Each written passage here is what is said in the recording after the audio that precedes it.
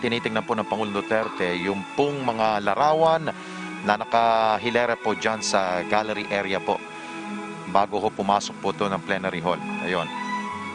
At unti-unti na po itong nakarating na po dito sa entrada. Ito.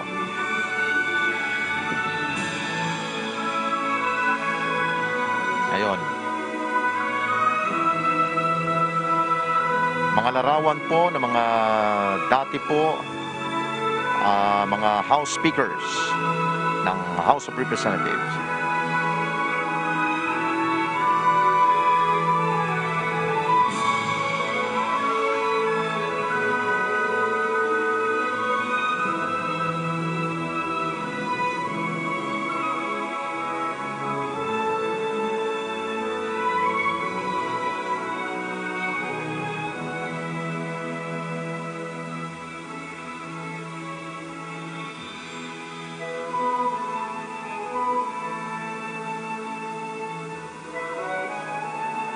Ito na ho, nakatungtong na po siya sa mismong entrada ho ng plenary hall ng ating po. At atin na po salubungin ng ating po Pangulong Duterte.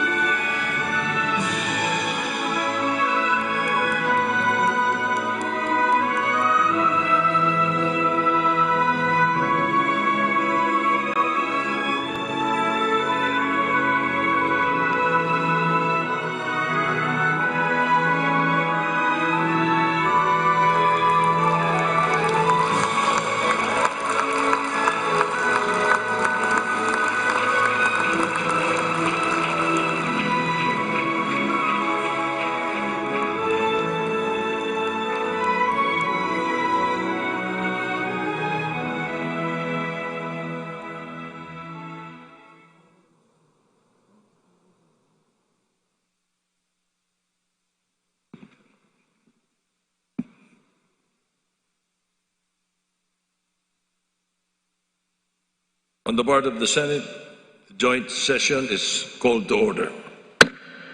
On the part of the House of Representatives, the joint session is hereby called to order. Please rise for the singing of the Philippine National Anthem, to be led by Ms. Morissette Amon and accompanied by the Philippine Philharmonic Orchestra.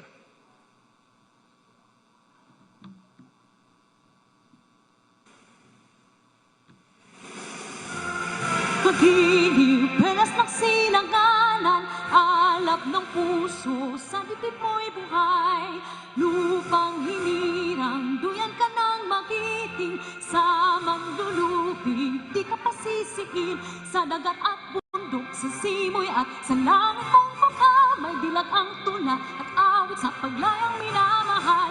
Ang kisap ng watawat mo'y tagumpay na nagniningning, ang bituin at araw niya kailan kamay di magdidilim. Lupa ng araw ng walhating pagsinta, buhay langit sa piling may pang-api, ang mamatay ng dahil sa'yo.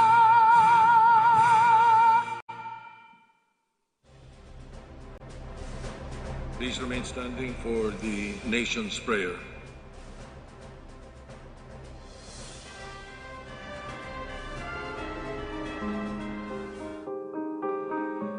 Ama naming makapangyarihan sa lahat, narito po kami upang magpasalamat sa lahat ng biyayang binibigay mo po sa aming mayaman na kalikasan, mga kakayahan at tibay ng loob. Maraming salamat po. Basbasan mo po at gabayan ang aming mahal na inang bayan at ang aming mga leader na pangalagaan ang aming kinabukasan bilang susunod na henerasyon ng aming mahal na Pilipinas. Gabayan mo po kami sa harap ng pandemya at protektahan mo po kami. Ipakita mo po sa amin ang tamang daan upang malagpasan namin ito. At lahat ng mga darating pang sakuna, kalamidad o anumang hamon. Lahat ng ito ay tinatanggap namin bilang pagsubok lamang upang lalo kaming sumampalataya sa iyo. Naway matamo namin ang ganap na pagkakaisa bilang isang bayan.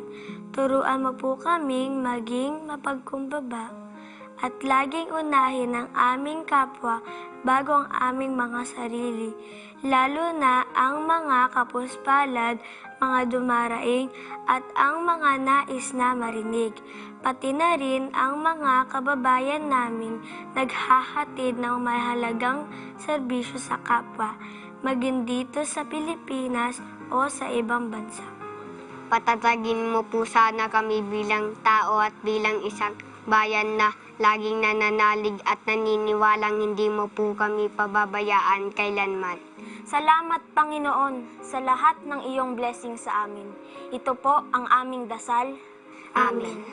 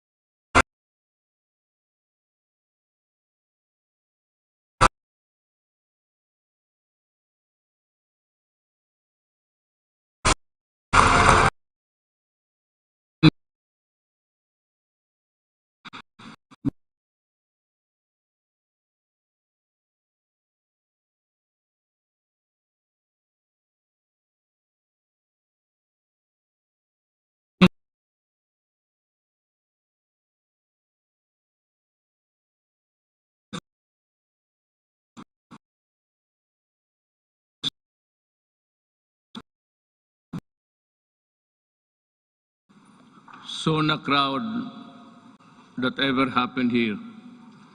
So many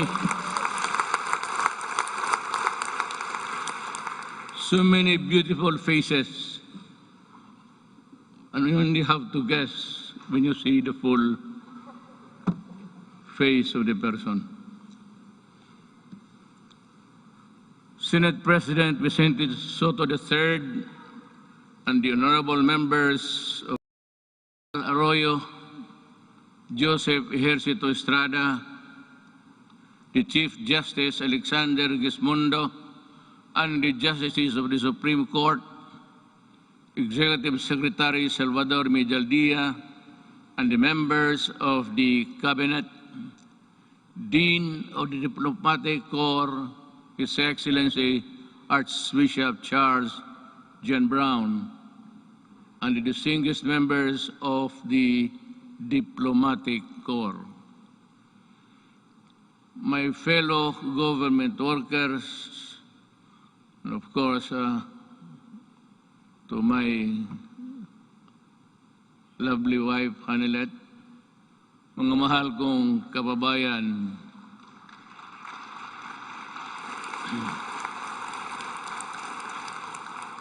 when I assumed the presidency 5 years ago, dominant in my mind were the dreams and visions of a better life for all Filipinos.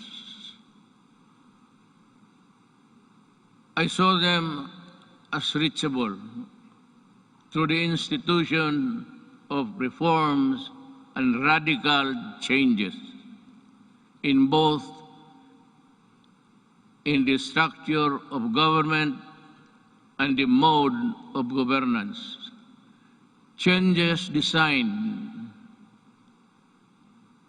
responsibility, accountability, and all in consonance with the truth that the public office is a public trust. when I ran for the presidency, I just made fundamental processes, and strangely, you can count them by the fingers of your hand. I made those changes which I thought that was really, there was time and doable. To offer free education, it's there already. The universal health care, nandiyan na po. The fight against illegal drugs, criminality, and corruption, and the development structure, including free irrigation and other big-ticket projects, which I thought I did not have the funds to do it. But perchance, among others, they were done in my term.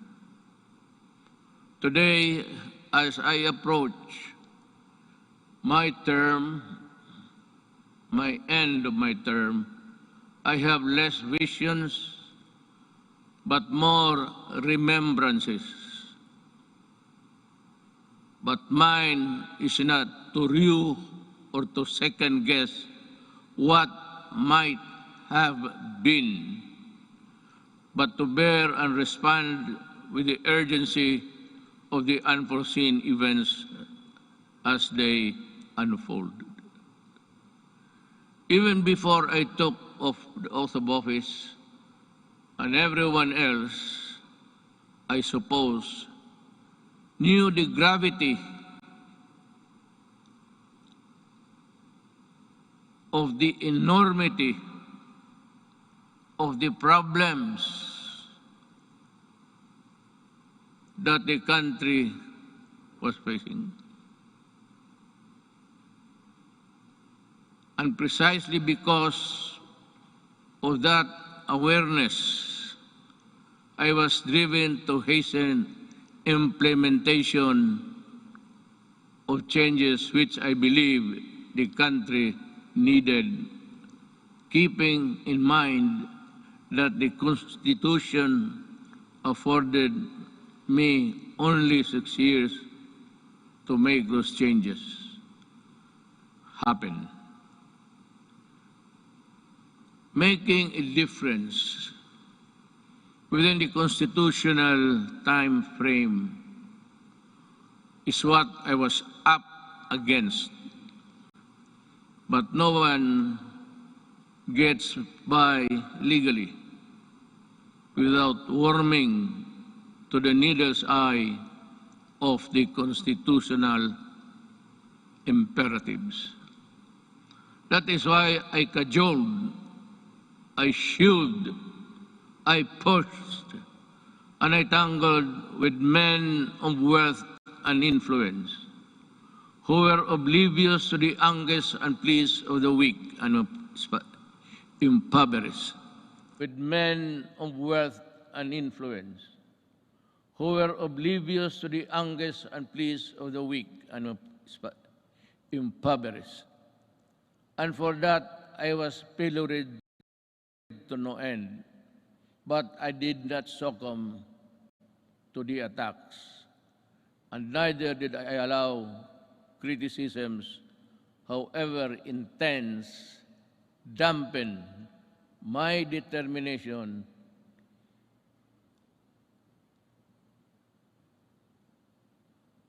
and initiatives, because my purpose was pure and unpolluted.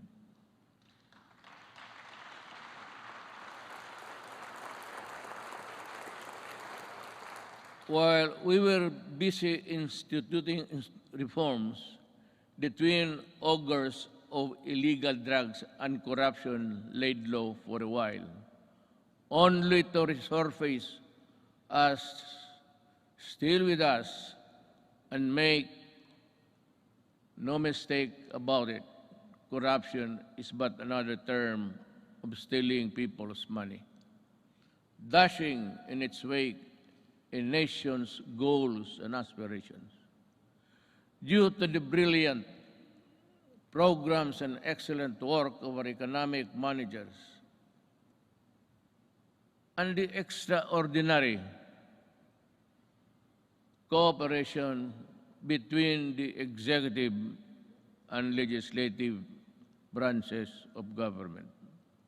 Our economy, with investor confidence, was poised to leapfrog from the company into the company of the world's fastest growing economies until COVID-19 pandemic stalled everything. Be that as it may, allow me this opportunity to extend my personal and the nation's gratitude to all those who selflessly gave their all in the fight against COVID-19, our health workers and other frontliners who risk their own safety.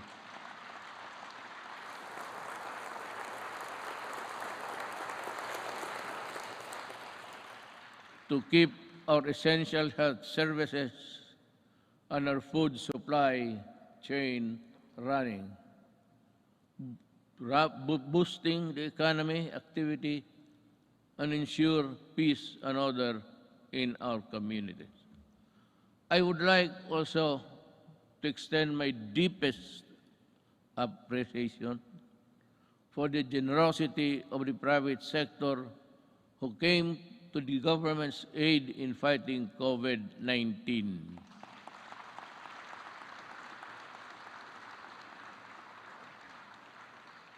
I am profoundly thankful for your sustained assistance to fellow Filipino.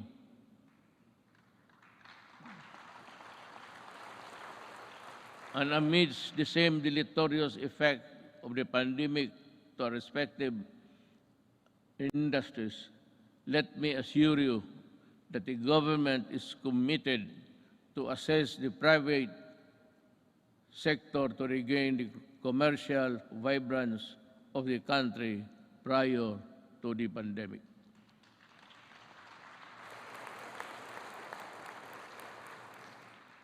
To our local executives, this pandemic pushed you to step up and deliver responsive assistance. I'm glad to have seen you undertake new and heightened responsibility, working doubly hard to protect your constituents. To the international development partners who extended a helping hand amidst the global health emergency, the Philippines remembers your kindness and goodwill with sincere gratitude.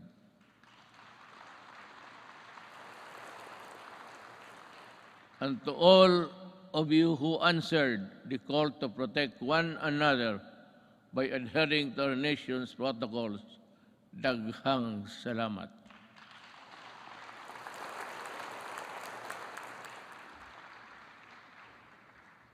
But then let me ask, perhaps you and to myself, what exactly is the state of the nation today in the light of the pandemic which has paralyzed business activities and crippled even the strongest world's economies? So, where do we go from here? Looking back to our accomplishments, in my first SONA, I laid down with utmost commitment and resolve the overall direction of my presidency. A comfortable life for all Filipinos anchored on a people-centered approach to development and governance. If I remember correctly,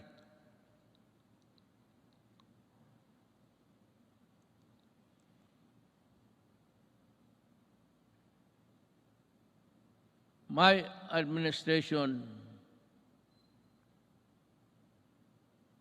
I said, will implement a human approach to development governance in our people's welfare in the areas of health, free education, adequate food and housing, environmental preservation, and respect for the culture.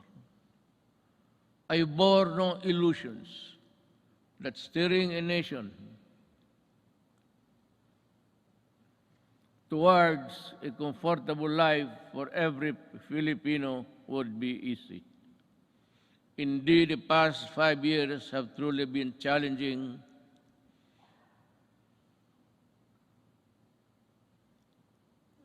and humbling. I stand here before you today bearing no conceit, but if there is one thing that I could be proud of, is that not once did I waver in doing the unpopular, even if it meant upholding the greatest good for the greatest number.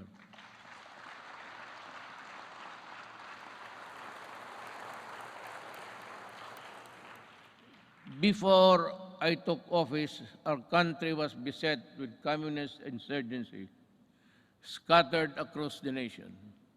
A separatist movement that sought to divide us on the basis of religion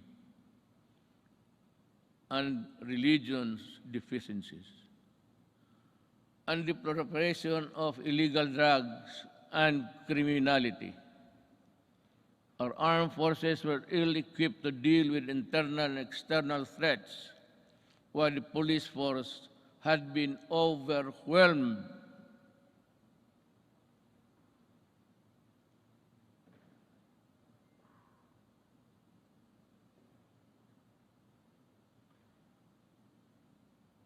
by criminality and the drug trade problem.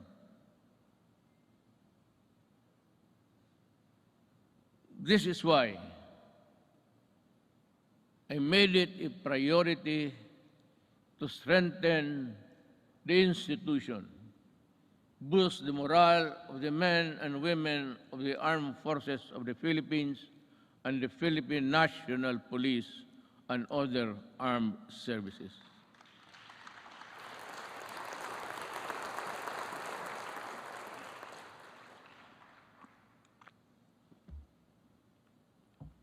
Again,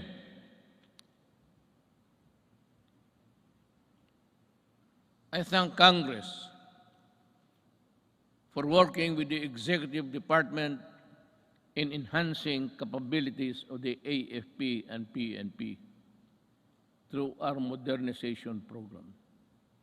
In 2018, we raised the salaries of our military and uniformed policemen and personnel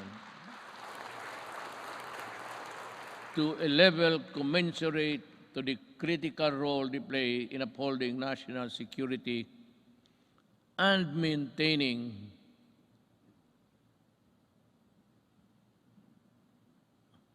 order. I am asking Congress to pass a unified system of separation, retirement, and pension of military and uniformed personnel to maintain government fiscal flexibility and provide adequate benefits and remuneration to our men and women in uniform. This shall apply only to the new entrants of the military and civil. Hindi ho lahat. It cannot be that we have to pay so many even the salaries of the retired, they get a chunk of the big budget. And if we include the new entrants, the funds available for them would not be enough. It is also high time for us to pass a law providing free legal assistance to AFP and PNP officers, enlisted personnel.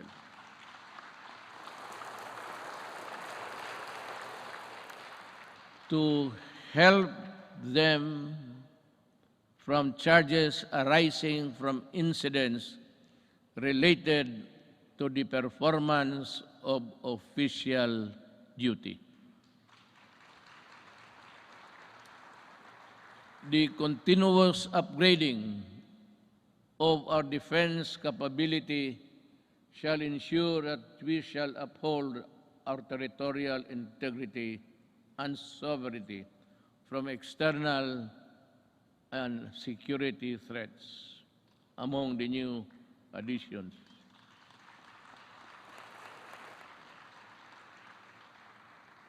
we welcome the country's 2 missile-capable warships to enable us to protect our seas by providing them with necessary equipment, by enhancing their professional capabilities, and looking after the families of the soldiers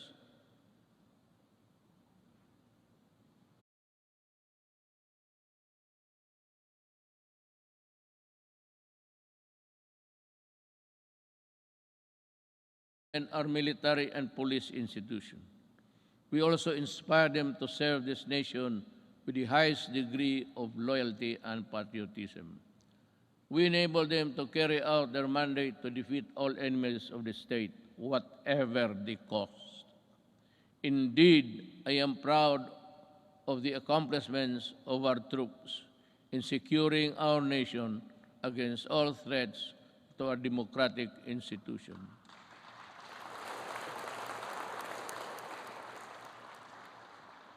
But peace must be realized.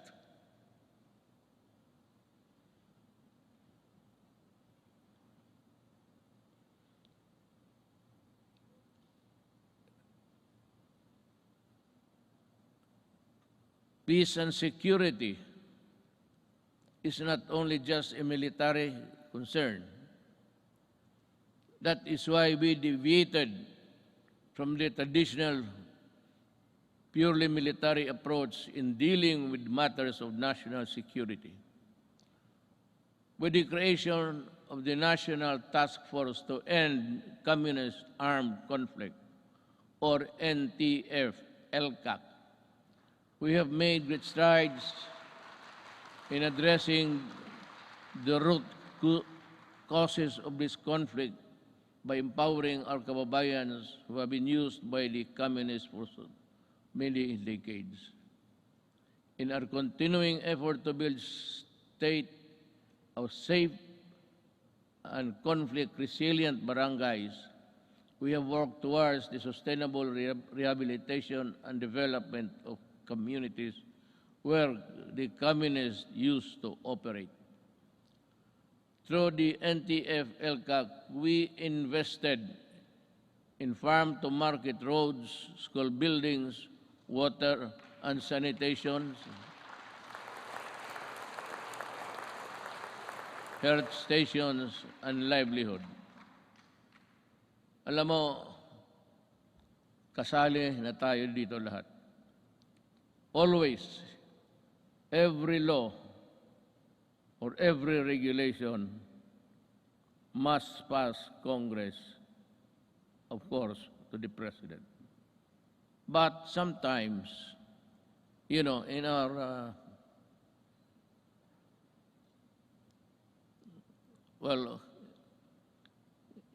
in the performance of our duties, we encounter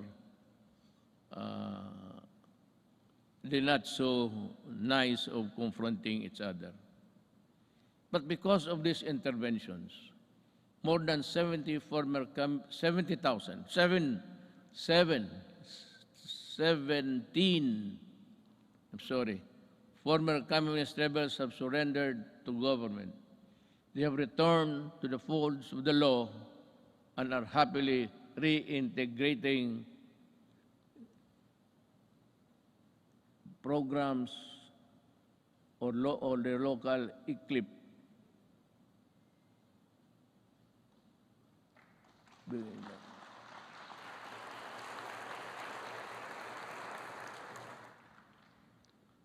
It's either I am talking too fast or too slow, or the operator of this thing here is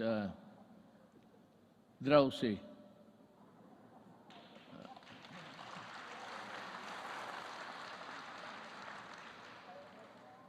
Maybe because I had so many ad-libs along the way. Marami akong akin lang. Kaya yung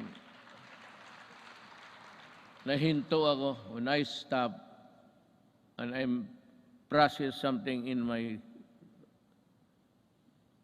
the gray matter between my ears, hindi humahabol o hindi alam ng operator. Hindi bale, ma'am, mahal pa rin kita.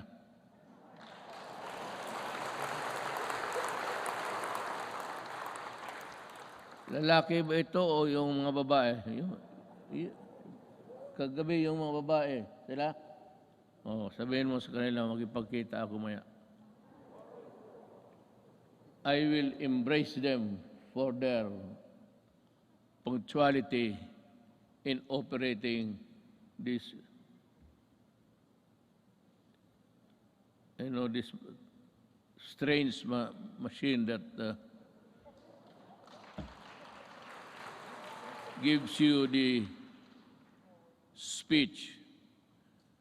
With the support of our local government units, I am confident that support for the communist movement will continue to erode in the next few months. Unlike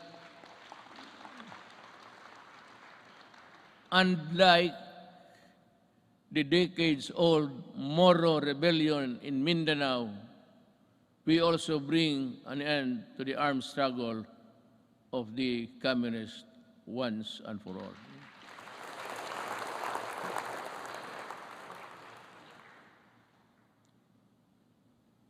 Sa totoo lang, itong komunista, college pa ako. Hanggang ngayon, ang mga sige pa rin. So, speech mo lang ito, kunwari lang, pero ang totoo, there's a lot of fighting going on in the countryside. But I'd like to credit the police and the military for destroying so many communist fronts. I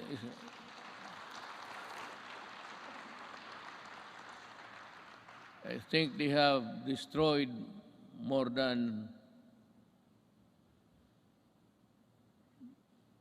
15 apparatus or the fronts of the Communist Party of the Philippines. Alam mo, mag-istorya muna tayo sa taxation. I'd like to be frank with you. Everybody in this country are paying taxes to the communists. The Communist Party earns billions, but pass on a little to their fighting men who die for an ideology that is so rotten and corrupt. They themselves are pocketing the money, and their children are studying in Europe and in other places, which I think none of you here can finance such journey. Yan ang masakit dito. They collect taxes, support season in Netherlands, and they do nothing but bad-mouth government and mouth, no, war dogmas and everything. Hindi na sila nagpagod. It's about 53 years in the making. And until today, the poor people are dying.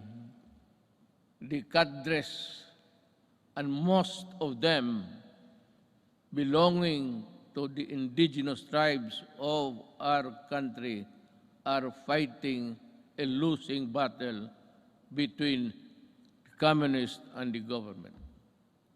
They waste lives, they enlist children, and they are proud of it, but they deny it. But when you go to the mountains, such as I and Senator go many times, even during the elections, they were there with so many arms. I think somebody, an idiot here in the Philippines, supplied the firearms.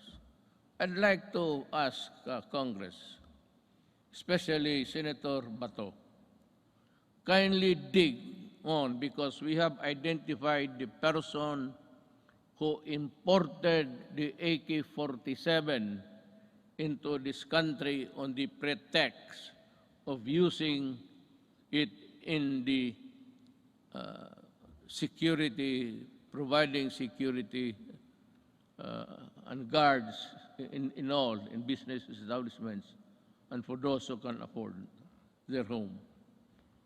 This policeman, I think, is still there. He was a colonel, and she is still, walang nangyari. At maraming sundalong namatay dahil sa mga armas na pinasok nila dito sa Pilipinas. So that my orders to you, if you see them walking around, kindly shoot them dead. I would be happy. Anyway, you're already charged in the ICC together with me. So what is the problem of adding another one? Another idiot Filipino who has caused great damage to our country. Yan ho ang totoo dyan. At itong mga pulis, but let me go back in time. When I first said I will fight drugs in 6 months, I thought it was like in Davao.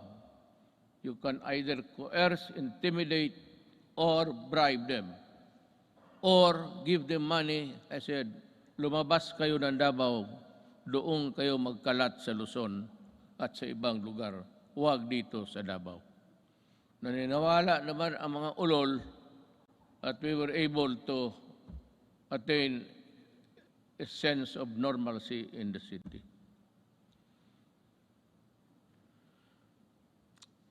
Yun ho ang totoo. There are people charged with corruption and even going to prison for just maybe not telling the truth in their assets and liabilities. Nakukulong. Itong mga pulis were doing their thing, their drugs. They were the manufacturers and they were the distributor of drugs. When I became president, I asked De La Rosa. He was the chief of police of my city. I promoted him direct to being PNP chief. 4-star na kaagad, automatic. But I told him, and the others, look for the enemies. Look where they are. And if you find them, destroy the apparatus, destroy all, from the manufacturers to the peddlers, because we are fighting a drug war that was being participated in the business by 9 generals of the PNP. Kaya yan ang sakit sa loob ko. I did not know that I was fighting my own government. Customs and everyone else were facilitating the importation of drugs. And one importation, as you can see it every night on TV, the police now sees about almost $1 billion worth of drugs every day. And if you look at the 888, there are about 1,000 Filipinos arrested every day by the police in connection with drug trafficking. And that is why I go crazy looking at the situation. They are still around. We do not have the laboratories now because nawala na sila. At itong naiwan ngayon are doing the importation. The citizens of another country cook their shabu in their in their tugboat or something, and they threw out the product contained in the plastic bags and with GPS attached to the contraband so that the importers here could find them easily. That is how we are fighting, almost losing a battle against drugs. And now, the Sinaloa gangsters of Mexico and the triad of Laos in that area. They are busy cooking, and we have the Filipinos here with nothing in their mind except to destroy a nation, distributes them. That is what I said. I've been asked the question, and several times I gave the answer. I am a Filipino, and I love my country. I do not want my country in disarray because of drugs. I do not want families break up and become dysfunctional. Yun ang masakit sa akin. If you want to destroy a family, look for a way of the member or a resident of that family home. Biglang mga droga. Pag nandyan na yung droga at they are hooked, and that is the end.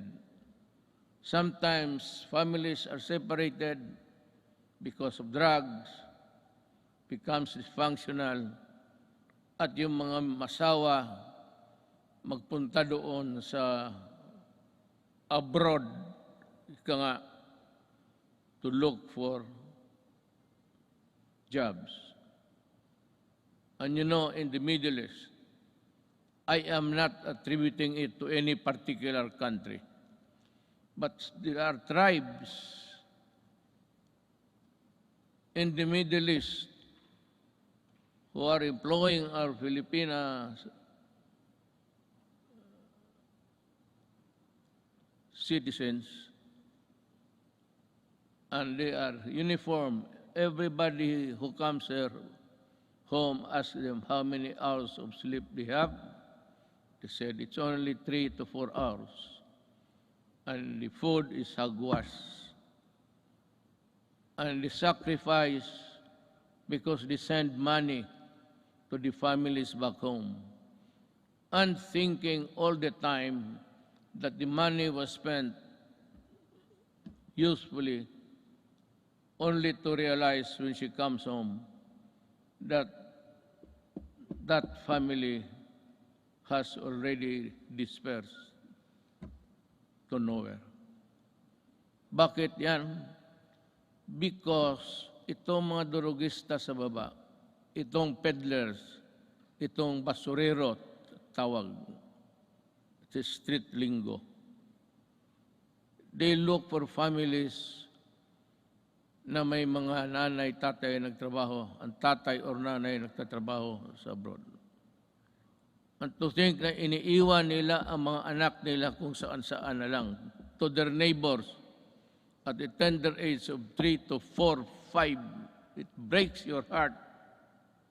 Iiwan lang nila sa kapitbahay kung walang mga relatives. And then, when they come back 5 years, 4 years after, they now realize that their young sons and daughters have gone into prostitution because of drugs. And their boys or their the male are nowhere to be found and into the drug business also. Yun ang pinakamasakit.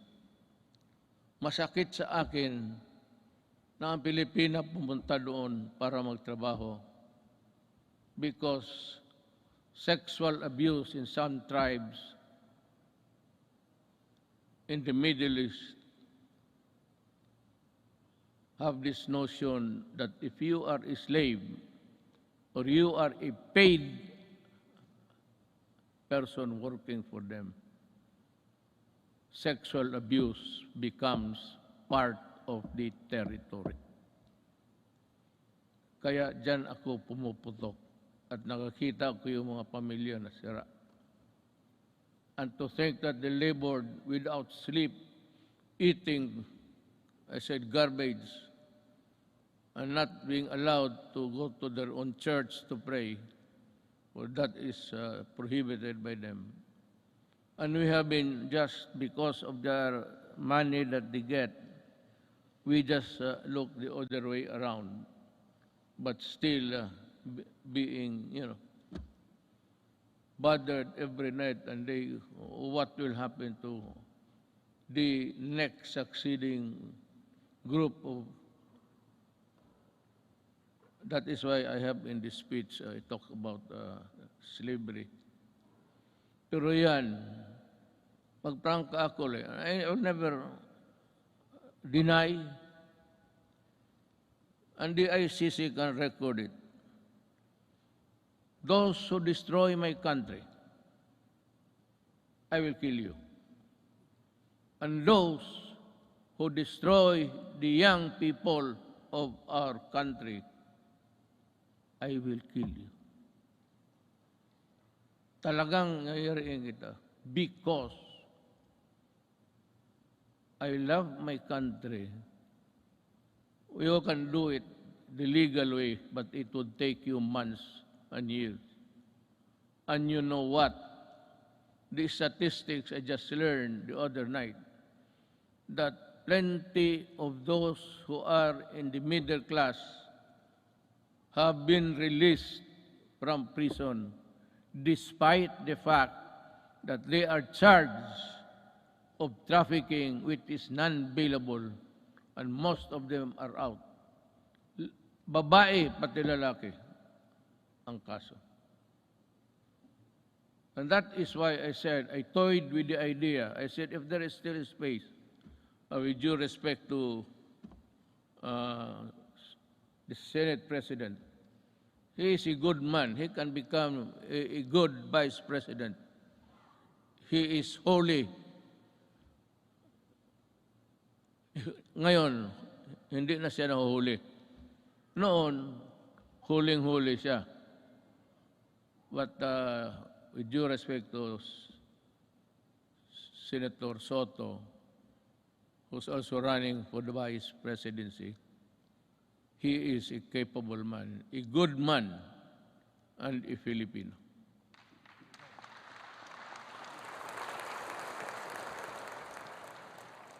Sige ako tingin sa harap na dito para sa likod ko.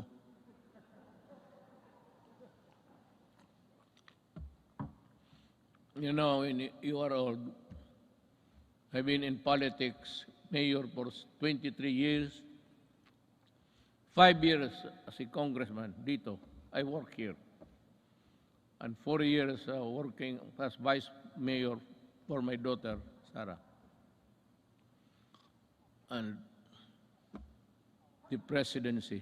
I have been in politics almost 23 plus 4 plus 4. Almost 40. Kaya hindi ko na malaman ang seat arrangement dito. Hindi ko alam na noon pa ang mga Senate President pati. Butit na lang hindi ko sinali si Velasco. Baka hindi na ako makabalik doon maya. Bale, diretso na ako uwi. I have said many times before, the bloodshed caused by the separatist movement in Mindanao is all about correcting the historical injustice suffered by the Moro people. Since the period of colonialization, with the help of Congress, we were able to pass the organic law for the Bangsamoro Autonomous Region in Muslim Mindanao.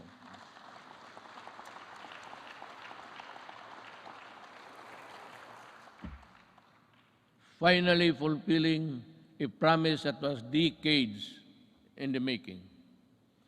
Our victory in Marawi is also a testament to how the Filipinos' patriotism is far stronger than any extremist group.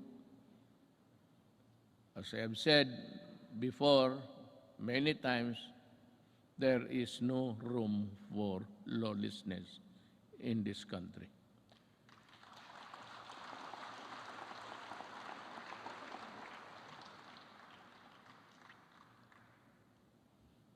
Rebuilding a better Marawi remains today still not completed.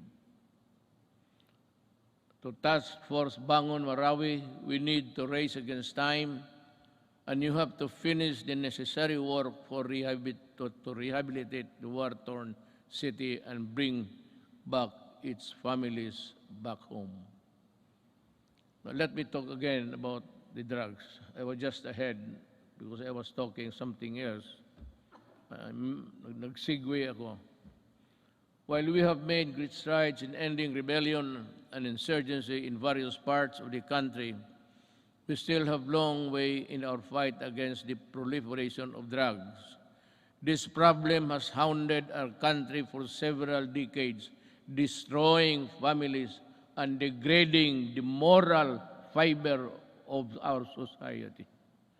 When the assumed office, I committed to end this problem at the soonest possible time. We launched an unprecedented war against illegal drugs and to destroy their apparatus. That permitted every level and sector of society. We waged war on the manufacturers, the financiers, the suppliers, the peddlers, and the entire syndicates, and more importantly, their protectors in government, we have rescued and reformed drug dependents because of their idiotic sense of decency. While interventions and building facilities not only for the rehabilitation, but also to prepare them to reintegrate into society.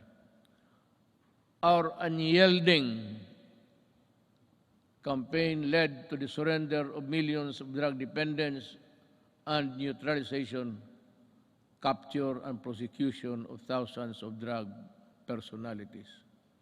The dismantling of illegal drugs and syndicates and the drug laboratories, the extensive drug communities down to the barangay level, and the cutting of narco politics. You know, allow me a little bit of your time. Wala naman siguro kayong lakad ngayon. Unless na, no, you want to, unless you have this appointment with, I'm sure hindi babae yan. That would be a sexist statement. Kung nagmamadali talaga, halos tumatakbo, babae yan. Kung naglalakad lang na natural, medyo less important yan. Ganon yan. Pero dito wala. I'm not making any sexist. I'm just saying the truth. What is the truth? It's there for all to see.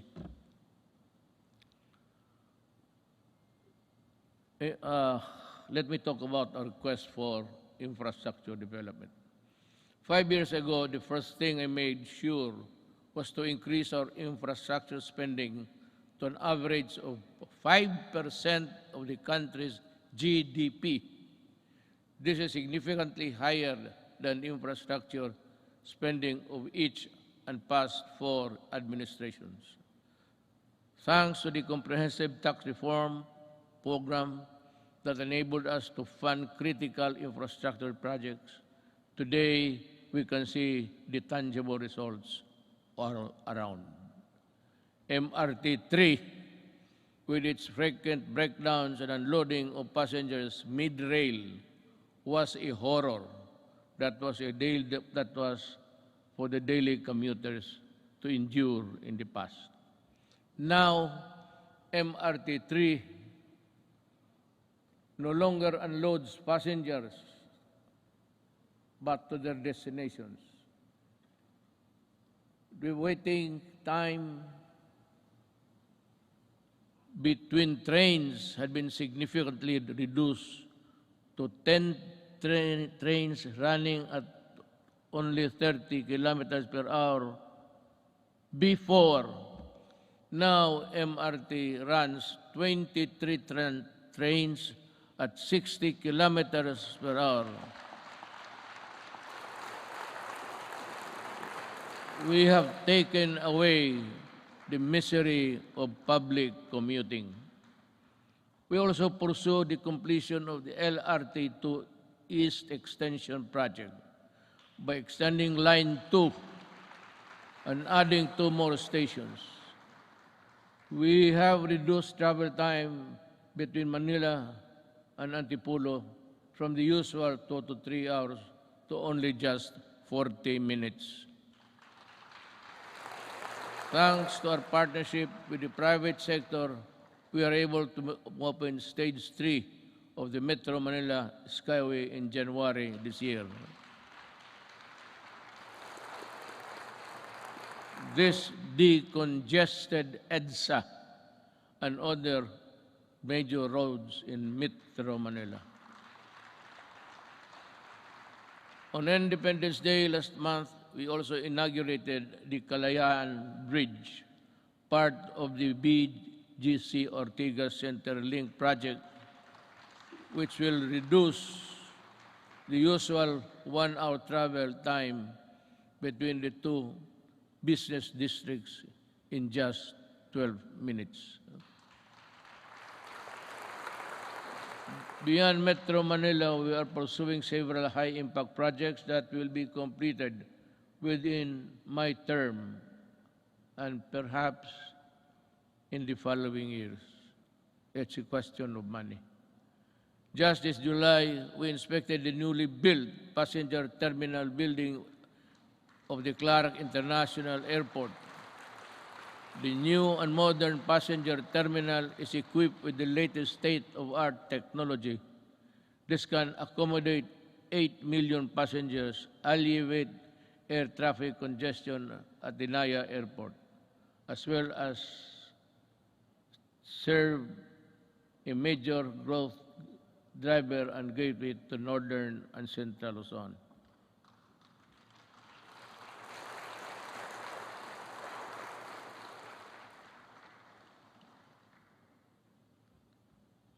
Madali man na magpakpak, ang basa ang himahirap.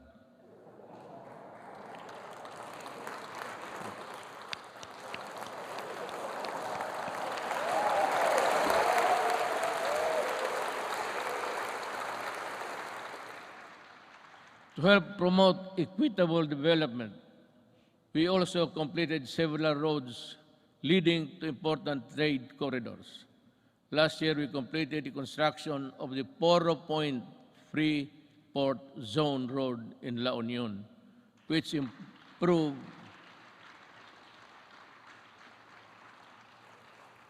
Nakita na ninyo yan? Wala. Sige lang pakpak. You don't even have a picture of what I'm talking about, I'm sure. To improve access to prime spots for investment tourism in the Poro Point area. We also completed the junction Lanao-Pagadian-Zamboanga City Road, which will provide easier access to farms and easily transport their agricultural products at low cost and in great quantities to industries and economic zones located in Diplahan, Zamboanga, Sibugay.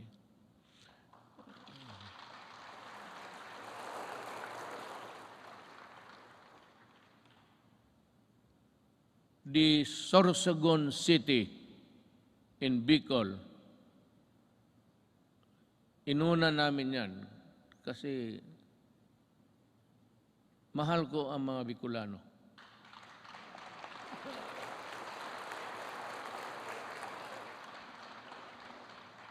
Pangangatawan ninyo yung pakpak ninyo ha. Baka the Sorsogon City Coastal Pass-by Road is targeted completion by the end of 2021, while the Davao City Coastal Road will be completed by 2023. Bakit? Why? Why is Davao last? Kasi sinabi ko sa kanila, unahin ninyo yung buong Pilipinas. During the initial years of my presidency, I told the economic managers and the DPWH, pati si Art Tugade sa transportation, unahin ninyo ang Luzon at ibang areas sa Mindanao. Do not look into the political entrails of this city and other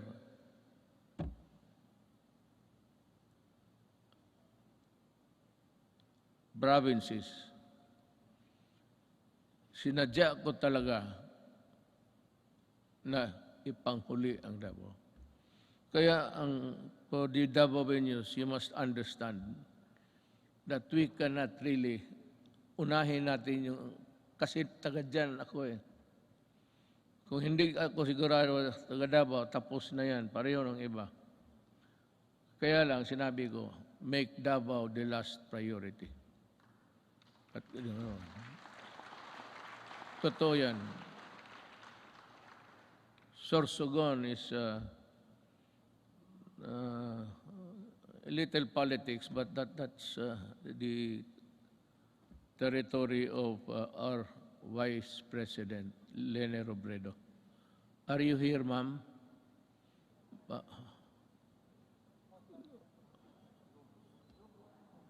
Zoom. Meron ho kayong Sorsogon at iba pa. We have inaugurated new highways and roads and skyways.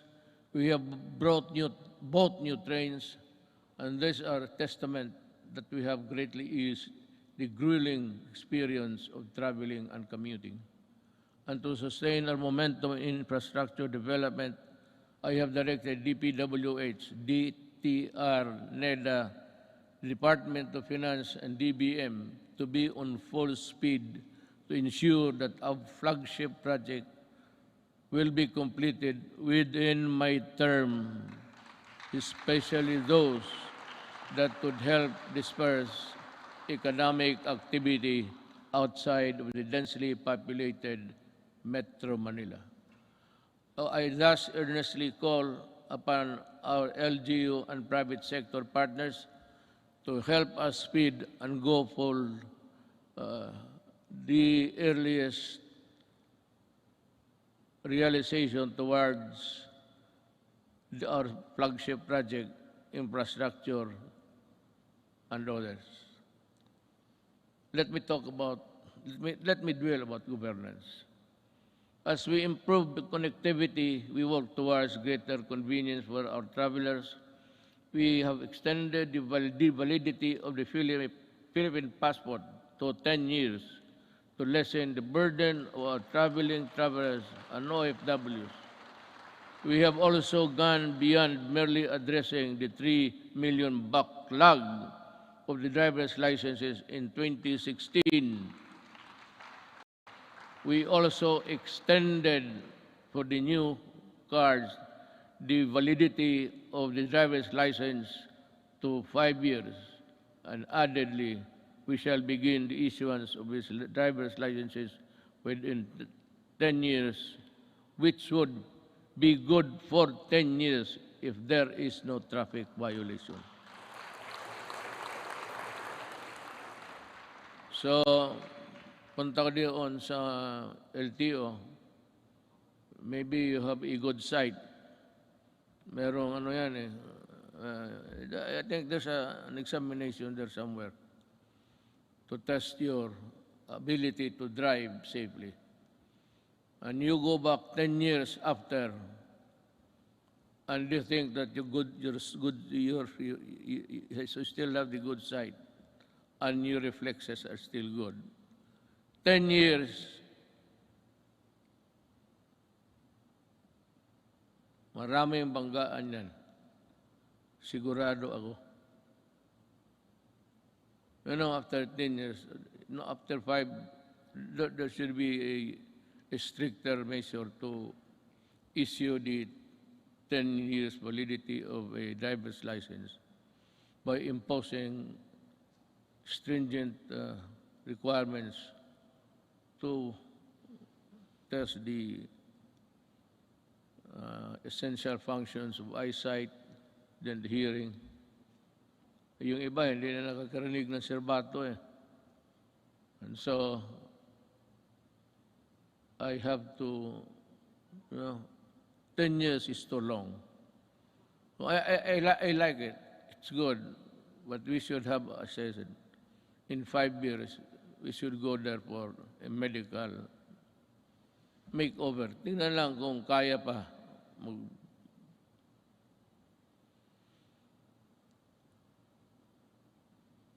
Not only did we extend the validity of the licenses and passports, we also sought to make long lines a thing of the past.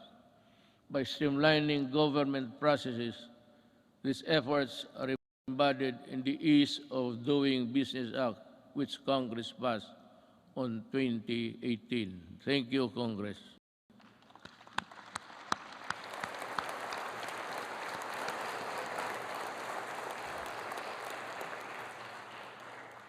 Sa inyo yun. Ako ang nagpirma pala. Ako nag-execute. Pakpak rin kayo.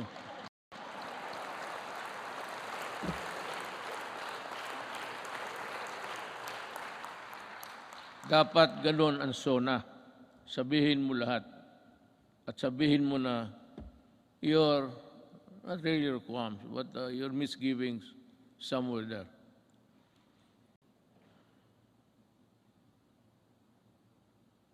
Transactions will be further streamlined with the rollout of the Philippine Identification System, or the PhilSy, to the Philippine Identification System Act. With this, we hope to facilitate the better access, better services and access for all Filipinos, even in the far-flung areas.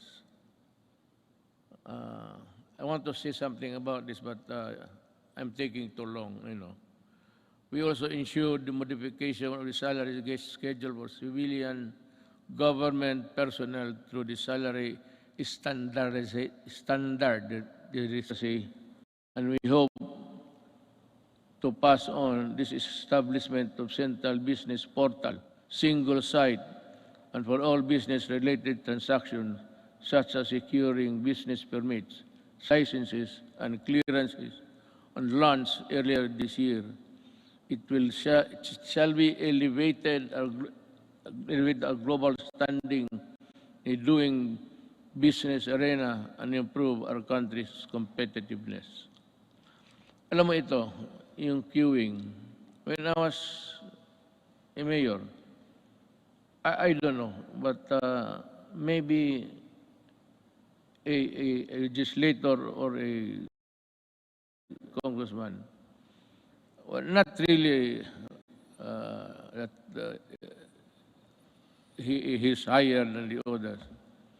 But kung dumaan ka as a local government employee worker, just like me, for 23 years, itong queuing, matagal ko na ito.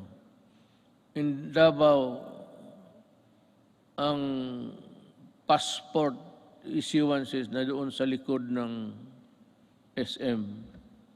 Isang gabi, nagmotor ako, nakita ko yung mga paa sa simento. So I was thinking, ano nangyari dito? So nagbaba ako, sabi ko, bakit dito kayo natutulog? Sabi nila, you know, Mayor, ang pagbukas niyan, kailangan nakapila na kami. Pag hindi, sunod, ibang araw na naman kami. So, I called for the Chief of Office. When I said, look, I may not be the person above you supervising, but make sure that this thing will not happen tomorrow. As in tomorrow. Tapos tinawagan ko ang sabi ko, why don't you give cards? Kung marami sila paglinya, may maglakad na martial, ito, ikaw bukas, at 4 p.m. So you have to study the time and motion of people doing work. Sabi ko, ayaw ko dito sa Davao. Because Davao, Mindanao, nasa Davao ang ang issuances ng passport. So ngayon, pagka-presidente ko, sabi ko, ayaw ko nang makita yan. Not during my time. Not during my time. Maghanap ka ng ibang panahon. Ayusin ninyo yan. I do not want people queuing under the heat of the sun and rain. Kaya, sabi ko, di magbigay kayo ng card. They should go to one window, magkuha kayo kung kailan sila makabalik. So divide, I said, study your time and the motion of, the process of. And dito nangyari na because I insisted. Today there is no more queuing, especially in the National Office, Statistics Office. Nakita ko.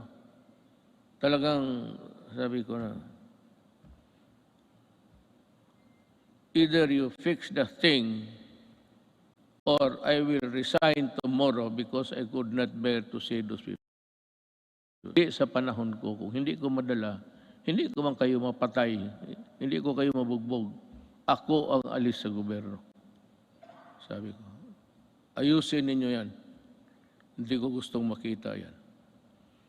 Since 2016, the Office of the President has issued 130 executive orders, 43 administrative orders, 86 memorandum circulars, 52 memorandum orders, and 1,038 proclamations. These issuances have been integral guideposts government administration and development agenda. The government has demonstrated careful stewardship of the power by initiating reforms. We upgraded and improved the system and processes to ensure that it can provide the best service institution of the presidency and the offices under it, ultimately to the Filipino people. To further promote transparency and accountability in government, we also issued the Order of Information, records of transaction, decision issuances of all government agencies. In relation to this, we have also Presidential Anti-Corrupt Commission that is tasked to run after corrupt and erring government officials and bring them to justice. I don't know if you perhaps have come to know about this. I have yung pastillas sa airport. There were 43 personnel involved. I fired them all. Talagang binaalis ko sa gobyerno. Nagbalot mga ako ng pera sa pastillas. Sabi ko kay, magbalot ka, lagyan mo ng pera. Kaya ito, tinawag ko, 43 of them from the immigration. Mabutit na lang, nandyan si Justice Secretary Guevara. So, that prevented me from doing it because kung hindi siya dumating, and I never expect to be there, bigyan ko isa't isa yung papel at ipakain ko talaga yung pera sa kanila. Pera, kainin mo. That is the best way of, then you fire them. Customs 73 plus 42, and every day you have we have 200 government personnel. But some I did not allow the publication because may mga pamilya eh. So of late yung sabi nila na wag na lang kasi nasasaktan yung mga ngayon wala na. I have stopped it, but there is no saying that we cannot reimpose it again for all of these idiots. I still have about I will reach you. So, corruption is endemic in government. You cannot stop corruption unless you overturn government completely. If I were the next president, if you think that there's really a need for you to change everybody in the system, and fire everybody, and allow the new generation to come in to work for government. Kung hindi mo ganunin, walang mangyari. Nandyan ito system. Kagaya ng drugs. Sino ba naman maniwala na 9 generals sa police were into trafficking of drugs? And because they are policemen, the charges simply just, disappeared. The investigation, which form part of the vital documents in court, investigating, because they are also policemen. Kaya yan kahirap ang Kaya gusto mo, itong mga to, Talagang the only way to do it, just call them and say, look for another job. Don't.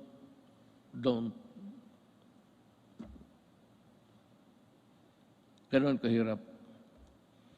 Now, let's pursue my talk with the board of the country. In the international arena, pursued an independent foreign policy centered on the promotion and protection of our core national interests. Yet,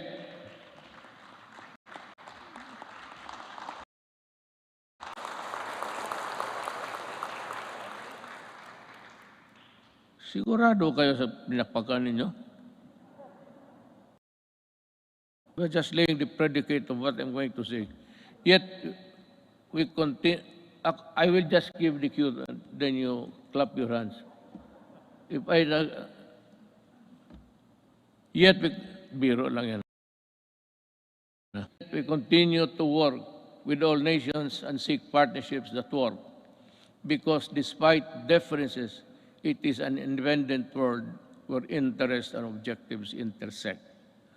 Now, partners heretofore silent for equivocal reasons have expressed their principled positions on that disputes and contested areas, majesty of the law must prevail, and this is most welcome.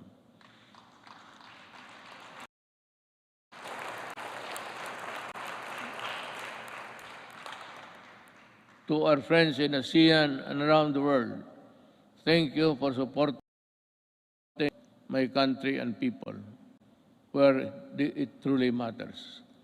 I assure you that the Philippines will remain a responsible member of the international community.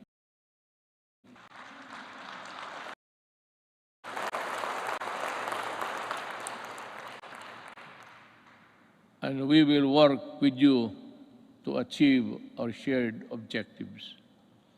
But make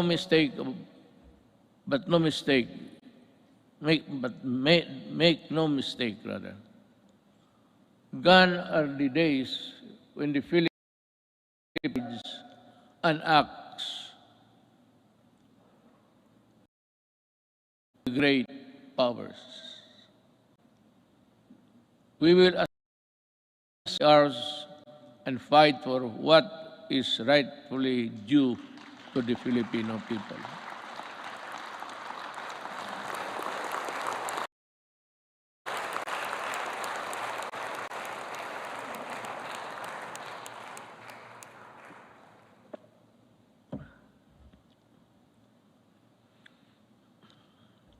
We do not think now is as good as any other time to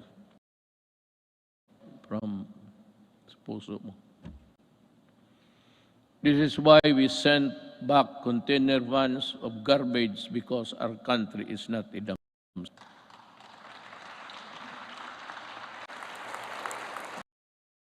First country to do, hindi ko alam kung bakit. And the container was there for 3 years because hindi alam ng port authorities kung anong gawain nila sa garbage. And I said, isauli mo. I want it done tomorrow. Those containers of our country. Pag hindi kayong lahat, all of you in custody, I'll fire you. It's a good ground for dismissing people, for accepting the garbage. Kaya,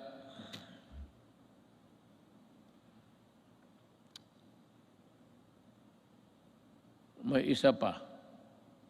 Pero let you in this story.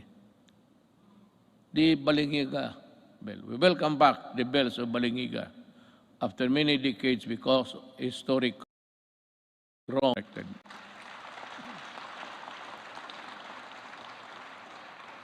The deal was, I would say I am in bad faith.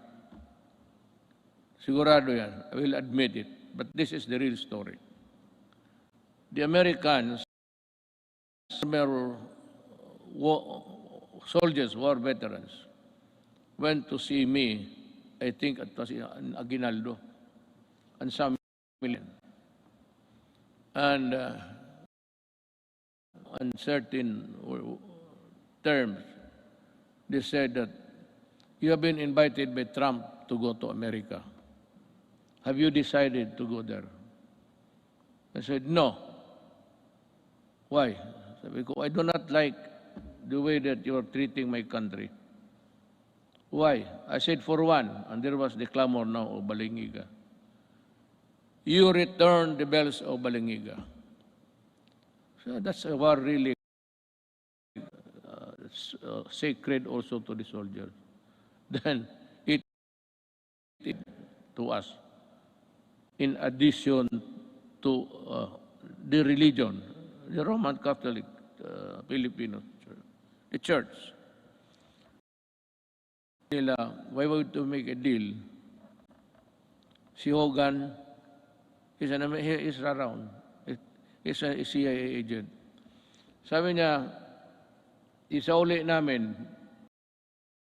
pupunta ka, because I said earlier in my presidency, there will never be a time that I will go to America. Itong mga media mahilag mag-udyok eh. Ganon, bakit ka hindi punta? O arte mo lang yan. Sabi ko, then you watch me. Gusto ninyong malaman. Sabi ko sa Amerika, yes, I might consider going to America. So, well then, work on it. Ano yun just, they told me that the ship carrying the Balingiga bells are on their way. Quezon. You remove it, you put it back there, kayo mismo. So tulong-tulong sila doon. Hogan said that, oh, so when are you going to go to America? So I do not have the time. But I will go there. Nung malapit na, hindi na talaga ako pumunta. Well, how about your promise? Well, I lost time to do it. I cannot do it now. Pero talaga, in my mind, and the Americans might know it, there was never in my mind a trip to America. Ngayong Balingiga, sabi ko, one baryo noon, women and children and all, pinatay nila lahat. Because that bell, Balingigas used to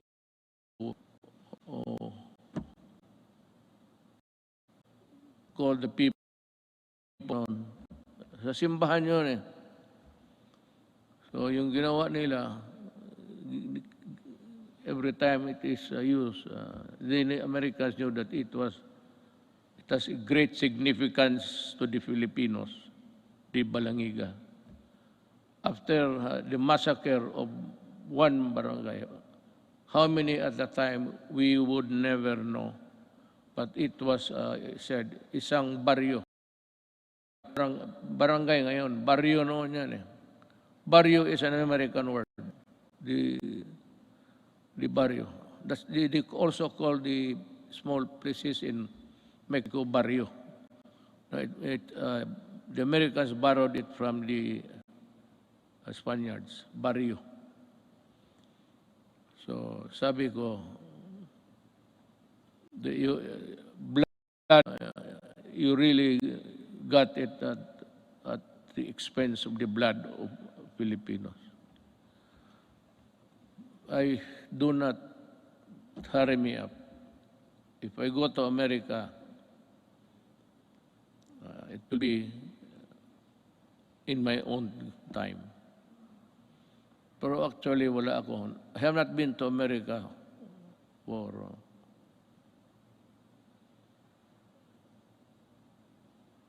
almost 10 years, 22 years. I have not visited America, and I do not have the intention of visiting it anymore. We called on the world to dismantle the heinous kafala system. Ito ring isa. Because the Filipino is no slave unto anyone, anywhere. Under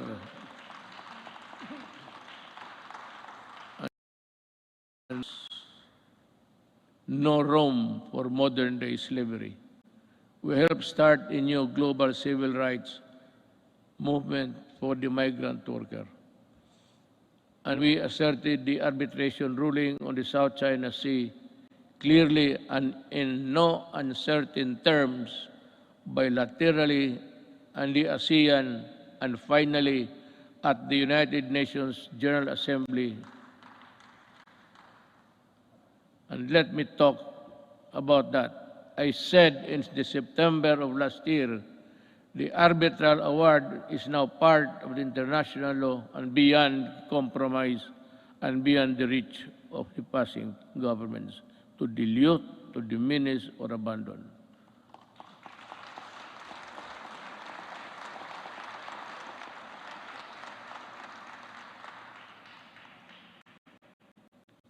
That is the problem. We would like to just to everybody in the Middle East. I would like to tell them that not only Filipinos, but all human beings, the kafala has no place there because it's a setup for slavery. Either you correct it or we will ask our workers, Filipino workers, to go home. Sabi ko, bahala na. Kung mahirap lang kami dito, okay lang. We will try our very best to make up for what they have lost, what they will lose in the process. But we will never allow them to be slaves. But we need to do more with our partners. We continue scaling our maritime defense capabilities, yet not close our doors on diplomacy and the tongue, because that is how disputes are settled and never by force. Let me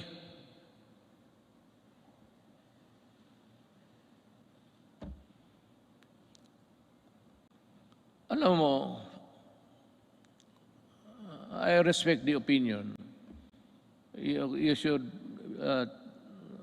be aware by now of how I talk, especially on matters of crucial matters that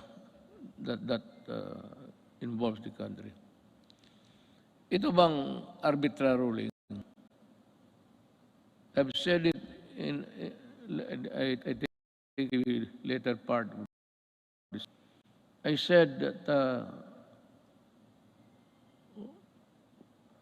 what's your problem in the America and some Filipinos, brilliant Filipinos, I would say, keep on pushing for something which I really do not know. I have made a speech before the UN. Nakasump lang rin, nandito lang ako. Hindi ako pumunta doon. But in that speech, I lay down the bare, sabi ko, ng ating administrasyon. Ano pa ang gusto ninyo? With a document that is not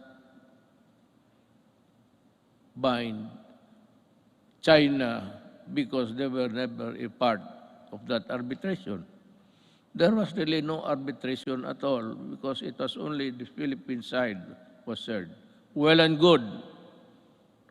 But ito ngayon, that there is the arbitral ruling, you know, I want to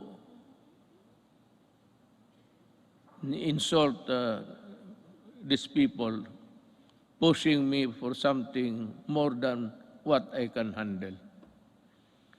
At anong gusto nila something? What do you want war against China? Even on the beach of Palawan, before you can take off, the missile of China in about 5 or 10 minutes. It would be a massacre if I go and fight a war now. We are not yet a competent and able enemy of the other side. So what I did was I was just being nice to them. But for some people to say that I was helped by China in being president, these idiots, really. I will never do that. Hindi na bali ako, hindi ma-presidente, hindi talaga gagawin yan. To be, what? Receiving money from China to buy votes? They said that they help. Be in some Chinese communities. The gossip going around was that support Duterte. But the whole of the Chinese community in the Philippines went for me. Why? Kasi sa Davao nung mayor ako, ni minsan hindi ako tumatanggap baski Christmas gift. Dito marami dito sa Maynila, presidente ako ngayon. Maraming nagpadala ng baril, kung ano diyan, gobs. Sabi ko, isauli mo yan. Yung mga relo, itong aking relo, it's IWC. This is only 300,000. But the patik that has come way me, sinauli ko talaga, return it. O pag hindi, itapon mo sa Pasig sa harapan nila. Hindi ako tinulungan ng China. Nag-usap kami ng China civilly, but after election. And after election, I was a good friend of presidency. Until when the pandemic struck, the first country I called for help was China. President Xi, sabi ko, President, we have no vaccination program here because we do not have the vaccines. We have not been able to invent one. We might have a hard time. I said, no, it's okay, we'll send you. And he sent us, I donated about 1,500,000 of vaccines. Ganon, kaya sabi ko, ako, lalo na kami mga Bisaya, mabigat sa amin yan, for us Bisayans, yung utang na loob, mabigat talaga yan. Hindi mo mabayaran. Pag may utang na loob ako sa iyo, you can be sure that I will be your friend, a true friend, and die for you. Pero bakit ako magpakamatay dyan? Sundalo ako, ubusin ko? How can we fight China? Do we have the weapons? Do we have the everything? Now comes America. They say that if the attack is against the Philippines, they will defend. But they issued a statement that America does not meddle in conflicts involving the boundaries of other nations.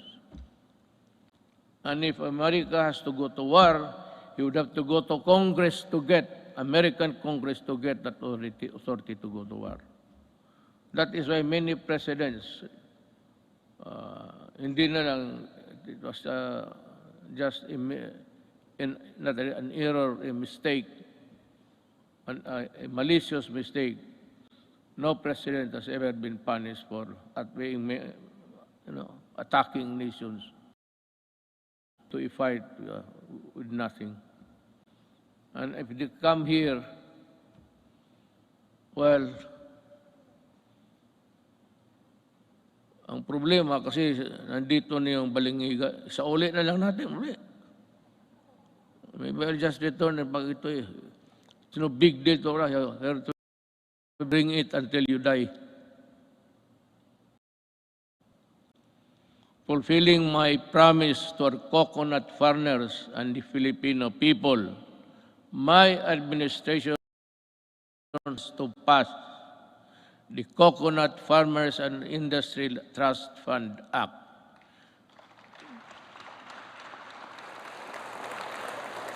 We have returned also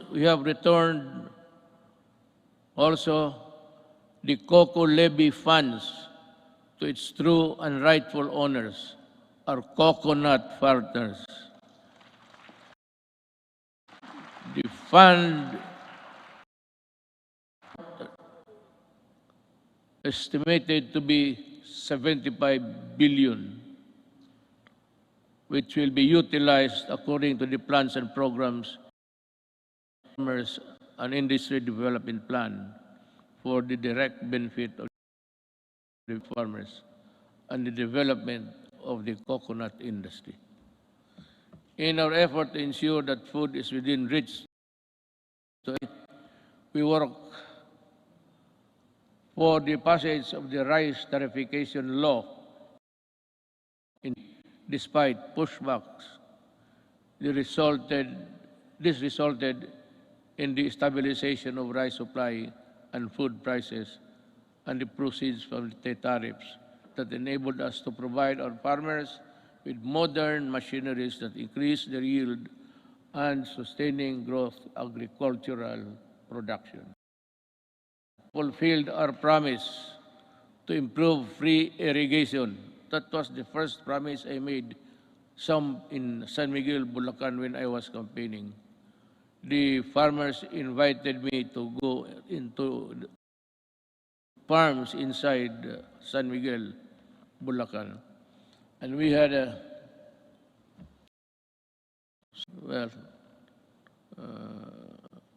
meeting, and the first thing that they was the severity of the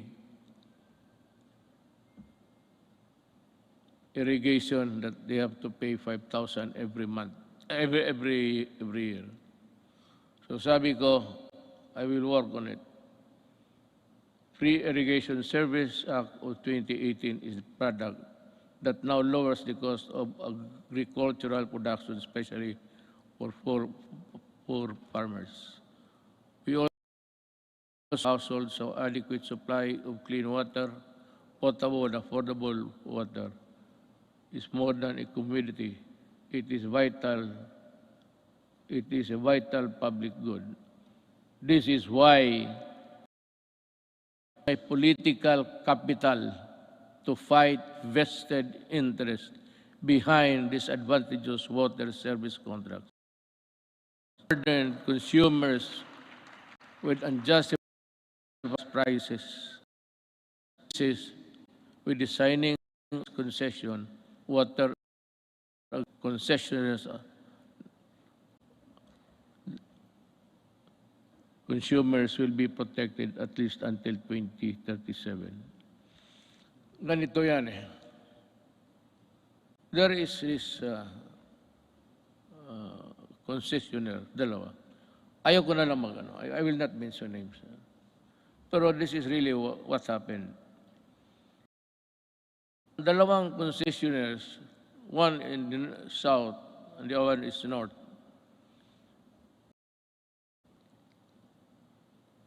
As they reach Southeast Asia, ang kinakapture nila ang electricity pati tubig. Dito sa contract with water concessionaires, so many concessions that really, sabi ko, if you look at the contract and look at the anti-graft law, talagang it's all anti-graft. All of the sentences, even the period, and question mark there. Bakit? Sila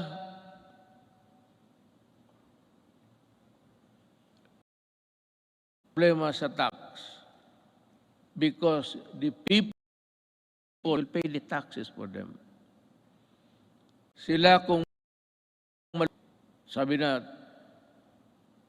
hindi nila kasalanan, think of it, through not of their own fault, sabi doon, bayaran natin sila malugi. We pay for the tax corporation nila. At sila ang decide kung i-increase nila o i-decrease nila ang water prices. The regulators, itong mga regulator sa Pilipinas, walang magawa. Acceded to the contract. It was really, I do not know how to put it. Kaya ako nagmura ako. Sabi ko, biro mo kung malugi sila, babayaran pa natin. Tayo ang corporate tax nila. Tayo ang magbayad. That service concessionaires are part of the cartel of Malaysia and Indonesia. Part of that mother corporation. Itong mga sa Pilipinas, pati Malaysia, Indonesia, they are just, kumbaga sa storya, chapter lang yan sila. It's being controlled up by the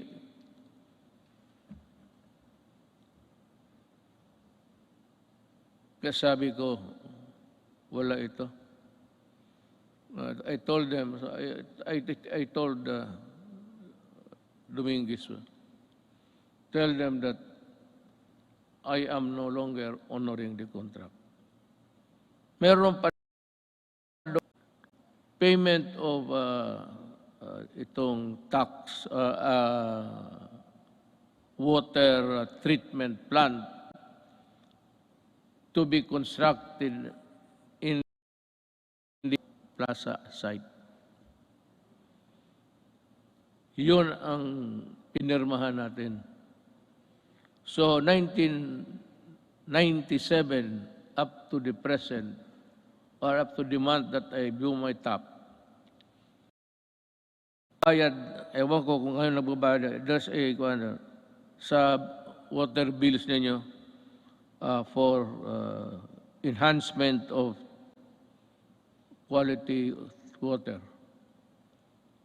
Ang ibig sabihin, water treatment. And they were collecting since 1997. So until now, how much of the Filipinos' money are with them? Not even for a song. Kaya ako, if there is something, hindi naman proud, but if there is something someday that what country, sila. Inupakan ko sila. Sabi ko, ayaw ninyo? You do not want it? Well, okay. I will just confiscate your system and call the military to operate it. I will exercise the eminent domain and expropriate all of your assets here. Kasi gagawin ko.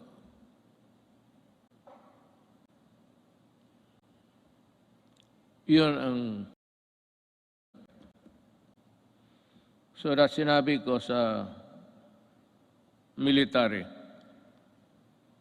in one of our meetings immediately after that incident. I said, if I do not make it to the finish line, kindly look kindly at the Filipino at tanungin ninyo kung ano na ang nangyari sa kanila. Yang tubig na yan. Now there is a new contract. I have not yet, I have to thoroughly digest it inside. I have to absorb it, every word of it, that the Filipino is protected. Pag nandyan na yan, then I will sign. But do not forget, I'm telling them, is there already. And any Filipino who would want to go after you can. Sabi ko, I will not free you. I will not, there's no waiver in you. I will never allow that. Just make a new contract. Just today, I can call you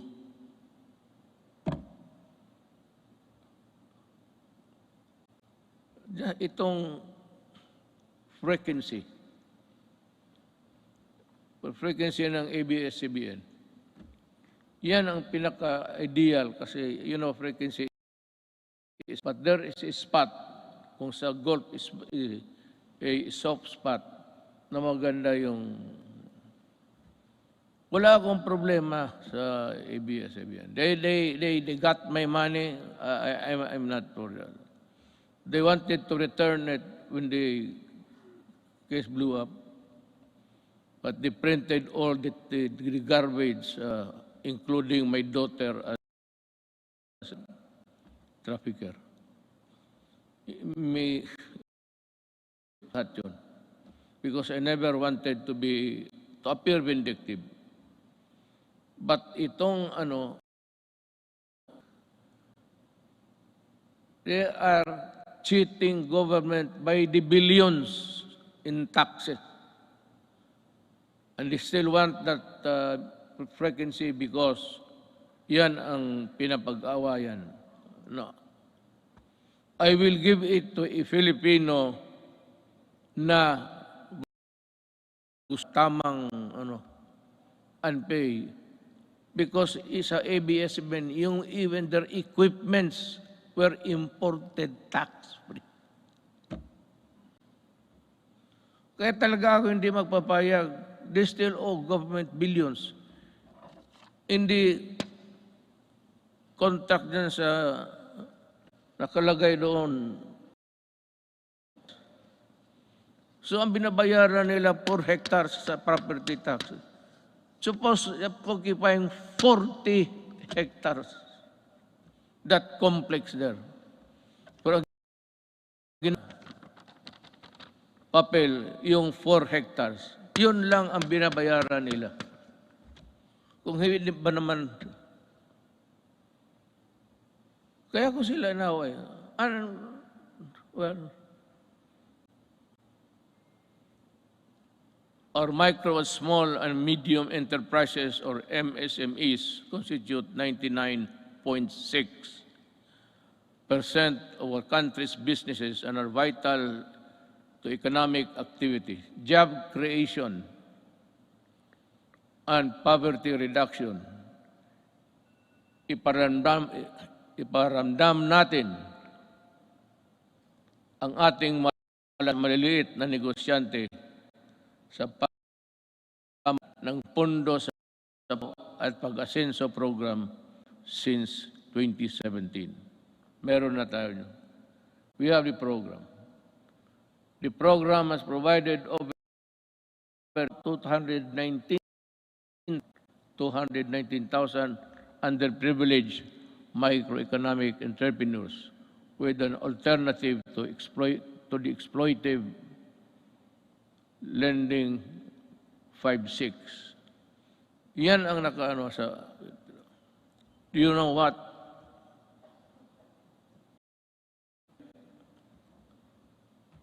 I have to go to, if need be, I have to go to India. Yung 5-6 nila ng Turko, tinatawag ng Turko, kung maghiram ka sa kanila ng 10,000, pahiramin kanyang, hindi pera 10,000, 6,000 lang. And the others, mga refrigerator or things that you do not even need in the house. Bilhin mo sa kanila, sala set, lahat na. But want the furnitures, the refrigerators, they won't give you the... Kaya ang Pilipino nabuktot, alam mo buktot, naging hunchback na lang sa trabaho, ganun pa man. Kaya ako, sabihin ko ito, you better come with a fair scheme. If you want to go into business, money lending, but not at that usury. Usury 1,000 times. Likewise, to further support development of our micro and small business, we initiated radical reforms in the tax system to ease and increase the net income of lower wage earners and small businesses. Thanks to Congress.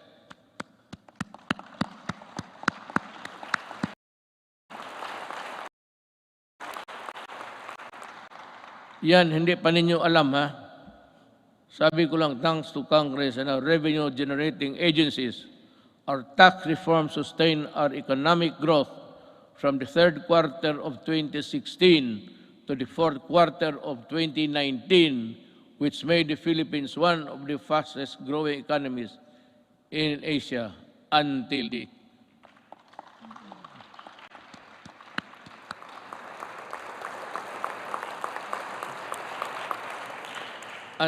the pandemic scourge. Yan talaga ang, well, I don't know what's the of God. That is something which hit us right in the heart. We see there's no way of telling when this would disappear from the planets of the earth. We can only pray to God to look into our direction and decide on what will happen to this planet He created. However, tax laws are not always perfect, and that is why every now and then they have to be revisited to see if they are at pace with the changing times. Let us therefore continue to monitor the relevance and the impact of our tax laws on individuals and private institutions to prevent serious damage on their financial health. Going now to the social and health issues. To unburden of people from the hefty cost of tertiary education, my administration worked with Congress to pass a landmark legislation that had remained unpassed for so many years. The Universal Access or Tertiary Education Act in 2017, which provides free education to college students and state universities. Thank you, Congress.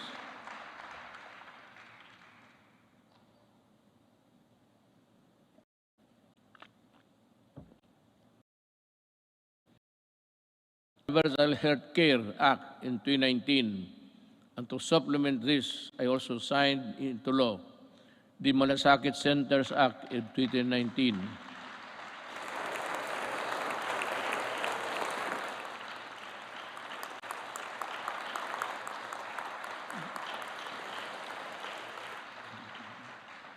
Kasi ganito yan eh. Pag ang pobreng Pilipino na sa ospital, magpunta pa siya doon sa kung saan makahingi ng tulong. So, ang ginawa, just like in Davao, ginawa yung lahat na kailangan, yung internal revenue kung nandyan, business permit, dyan na lang sa isang lugar, medisina, kunin nila. Dyan mismo sa hospital. Hindi na sila maglakad-lakad. And to me, that is one of the most, let me find the right word, a poignant act of Congress and of the Executive Department.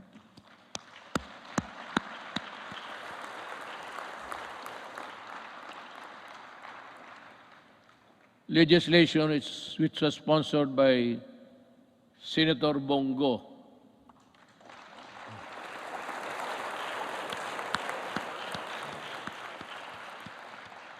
If you feel like standing up, you can,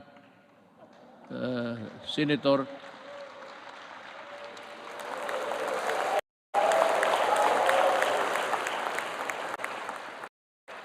Masikat ka pa sa guest speaker.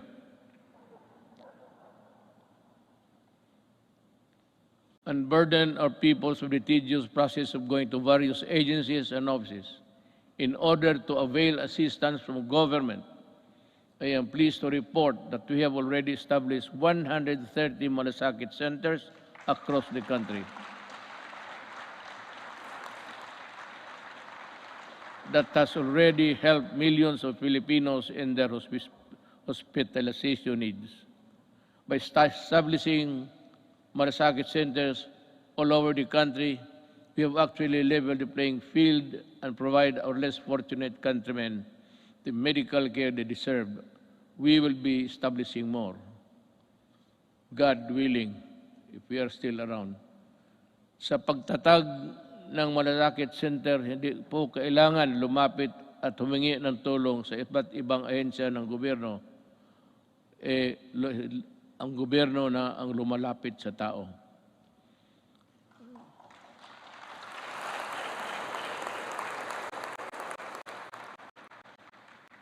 So, let us talk about COVID. It's mentioned everywhere. What's this goddamn virus is decided to answer your call and run for higher office. Never did I imagine that my presidency would not only be just how I made good in my campaign promises, illegal drugs, criminality, corruption, but how well I led our nation during the global pandemic. Hindi na ako makapronounce ng buti, baka mayroon na ako. May ambulansya ba dyan? Mukhang iba na ang, I cannot pronounce the words.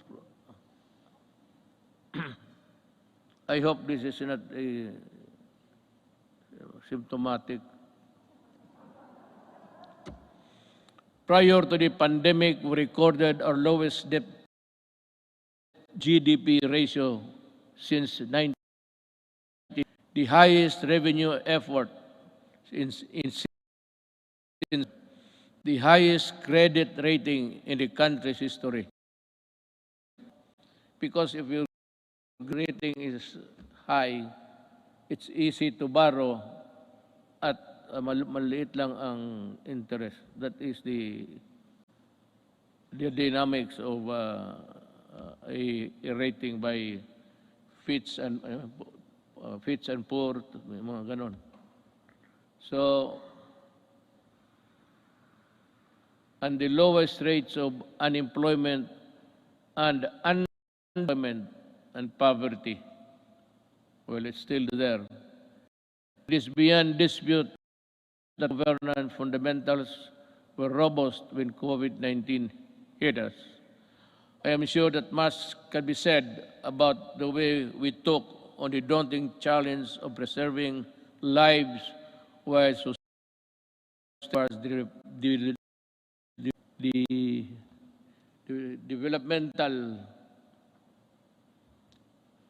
the Dito na lang ako.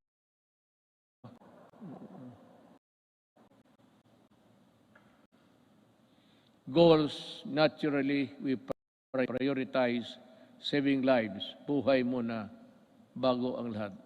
Ibig sabihin, ununa natin yung gastos, yung pera natin sa pandemic. Kinuha ng lahat ng mga budget. Si Dominguez yan. Yun ang ginamit ninyo sa Bayanihan 1 and 2. Doon natin kinuha yung pera. We move quickly to safeguard the well-being of every Filipino through preventive and responsive health and safety measures and broad inclusive social amelioration programs or SAP. Of Congress, we launched the most extensive program in our country's history with the Bayanihan Passage and Bayan 2.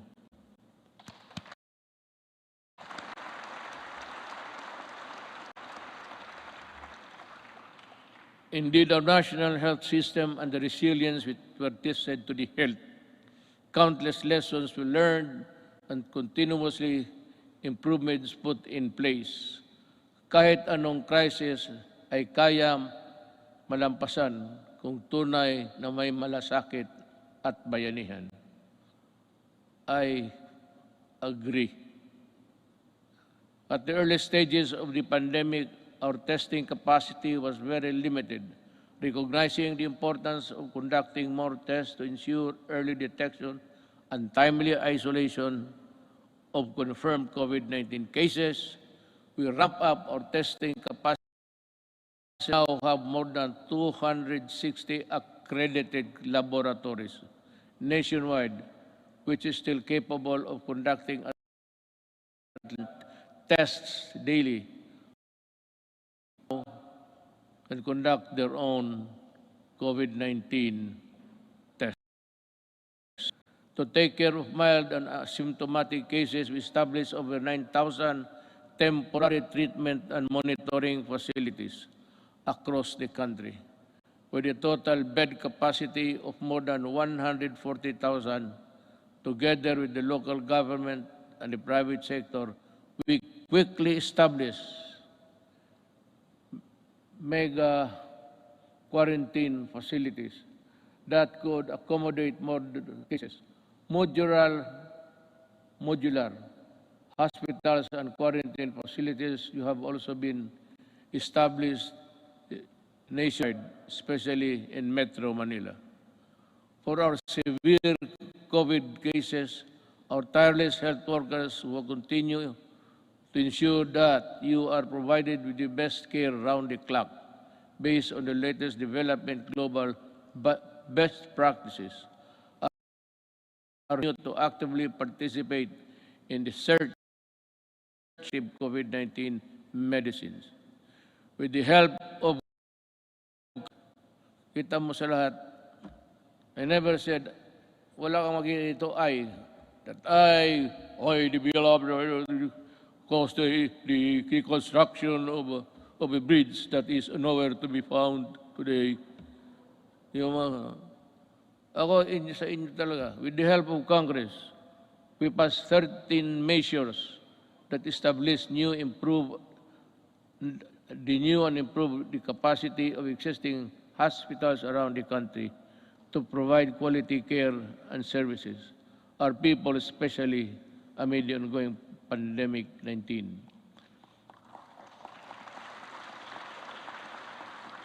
This includes establishing new medical facilities in Mandaluyong City, Bacolod, and Davao Occidental, increasing bed capacities to existing health facilities. In Quezon City, Ilun, and Palawan, in that area to include Leyte. We have received over 30 million doses of COVID-19 vaccines. We expect to at least receive 36 million vaccines this month and in August, we have inoculated more than 7 million Filipinos which have received the first dose. At least 17 million. Well, I think the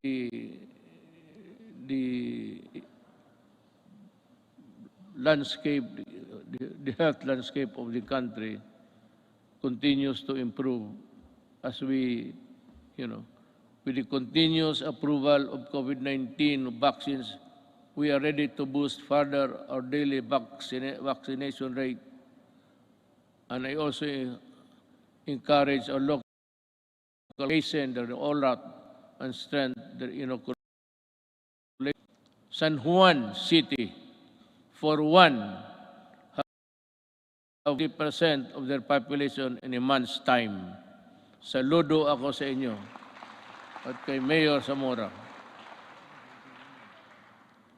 We cannot continue living in the shadow of this potent enemy, especially now that science and medicine has proven that it is possible to live, if not entirely defeat this virus. The health and safety protocols we put in place have proven effective in slowing down the spread of virus. But the best solution is still vaccination. Am I to mataas na ba? Kasi kung mataas na, putulin na lang ninyo itong gumagalaw para sabihin ko, wala naman akong mabasa. Pag matagal na, raise your right hands.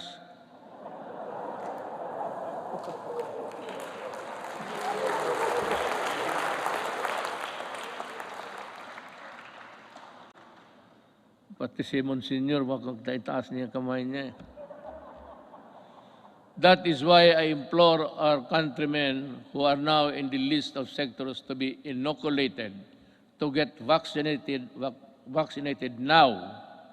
And to those who receive their first doses, please return for your second shot.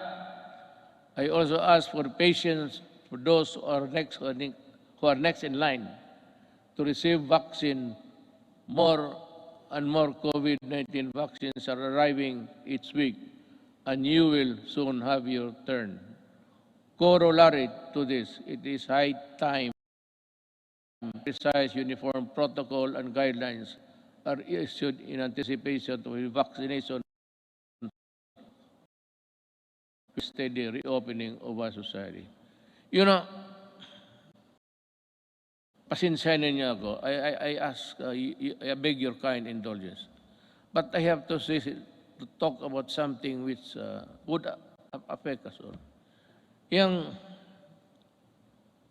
It seems that this government is too far away from the people. Yung serbisyo talaga na totoo. Nung isang araw nakita ko, I don't have to know what place was that. Ang mga tao nakapila. And they said that they were there at 4 o'clock. Lumalakas yung ulan, sa payong lang sila.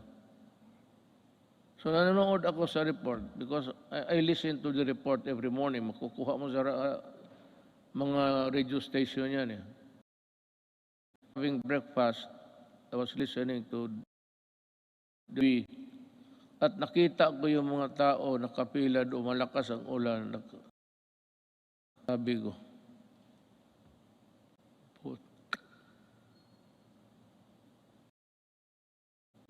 doon sa breakfast table, nagmura ako. Pero dito, good boy man ako kay may mga religious dyan. Baka I call on the National Task 19 to see to it that this happens. We have spent enormous amounts of resources to build our capacities to overcome this pandemic. We cannot afford more lockdowns, lest our economy bleeds to the point of irreversible damage. Balitan ko yung bakit mo papilahin? At sabi kasi doon, libre lahat na, wala nang ano. So nagpuntahan yung mga tao, nagpila, wala nang lista-lista. Pero sabi mo ito, alas 4.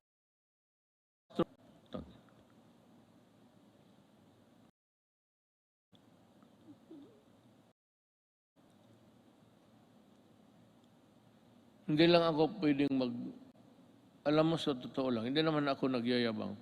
I'm just an Filipino citizen. Just like you, I get hurt when people are nearly almost brutalized. Bakit hindi ka magkuha?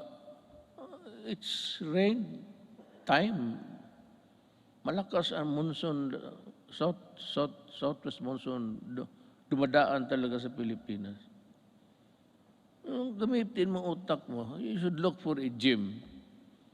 At bigyan mo lahat ng tao ng number. Hanggang dito lang po. Hanggang dito lang tayo. Balik kayo. Itong bukas, from 15 to 20, kayo na naman bukas. Bigyan mo lang card. Prepare a card. Marshal will go around the queuing. Bakit mo? Hindi ko maintindihan. This media. Hindi ko maintindihan bakit gawain mo yan sa Pilipino. Yan ang tinatanong ko. Why do you have to do it to the Filipino? You can always, maghanap ka ng, there's always a gymnasium. Mga eskwelahan, walang klase ngayon. Bakit hindi mo gamitin doon? Bakit maghanap ng isang tarantado?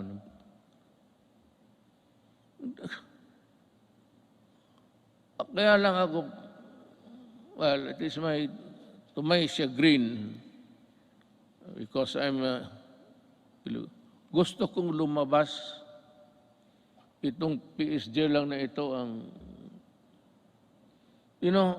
sabihin ko sa inyo, huwag kayong magpresidente. Wala talagang, sabihin ko, if you're not there really for the mag-corrupt ka dyan, well, it would make you a billionaire overnight. Ako lang ng ganito, ako presidente, gusto kong lumabas doon, sabihin ko, hoy, bakit ganito to? Bakit ganon kayo ka-stupido?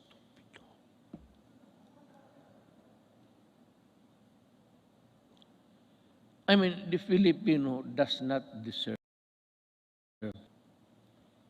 even if they are not paying taxes. Because the theory of government is that all money belongs to the people. And the money is there. It belongs to all of us. And it should be used for public good. But what good if you are not good and stupid? So, ganun, I'm just kasi kung hindi lang talaga bawal, itong PSG hindi ako pinapalabas. Magsabi ko magpunta ako na, sir, hindi pwede yan, hindi pwede. Kulong talaga ako. Magpresidente ka, totoo lang, you are a prisoner. You are brought here, kunyari ka pa, di chopper ka, di gwardya, patos uwi ka doon sa bahay mo. Tapos hindi ka na makalabas. Priso ka talaga. Tawagin mo ang security, yung gusto kong pumunta, sir, pasensya na. Tapos pagalitan mo, sabi na, security namin does not come from you. It comes from a law. So, kami ang masunod. Talagang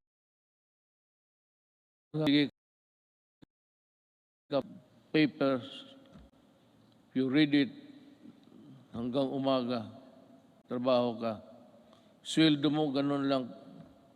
Just give me 219,000. Tapos ganun ang trabaho. Mag-isa ko. Butit ngayon, kaya nandito yung asawa ko at dito yung anak ko. Nabubuhay yung loob ko sa bahay ngayon. Looking forward. Today is my last State of the Nation address. But this is by no means my swan song. I shall never cease to pass vital and critical legislation as well as to push the entire government to ensure nothing less than the full recovery and revitalization of our country. But it is necessary for us to first overcome the crippling fear, anxiety, and uncertainty that was caused by the threat of the COVID-19 virus. Well, I really do not know what to do. I have to listen to the task. This is a group of people volunteering to be a collective advisor that would give you the advice collectively, we put it that way. Magsabi, and we're just waiting for the word. I am referring to COVID-D, Delta. It is rampaging now in Indonesia, Thailand, India, many parts here. And ang sabi doon sa the Western medicine says that it is far more aggressive and far more dangerous, and it can cause death easily than the COVID-19 original. So this is as good as any other time to say it. If it says that it is really dangerous, you have to go back to lockdown. If there are many people in the world killing as many, then Delta, if ever it will spread, we have it here now. I hope it will not go any further. But if something wrong happens, I'll have to be strict. And I have now my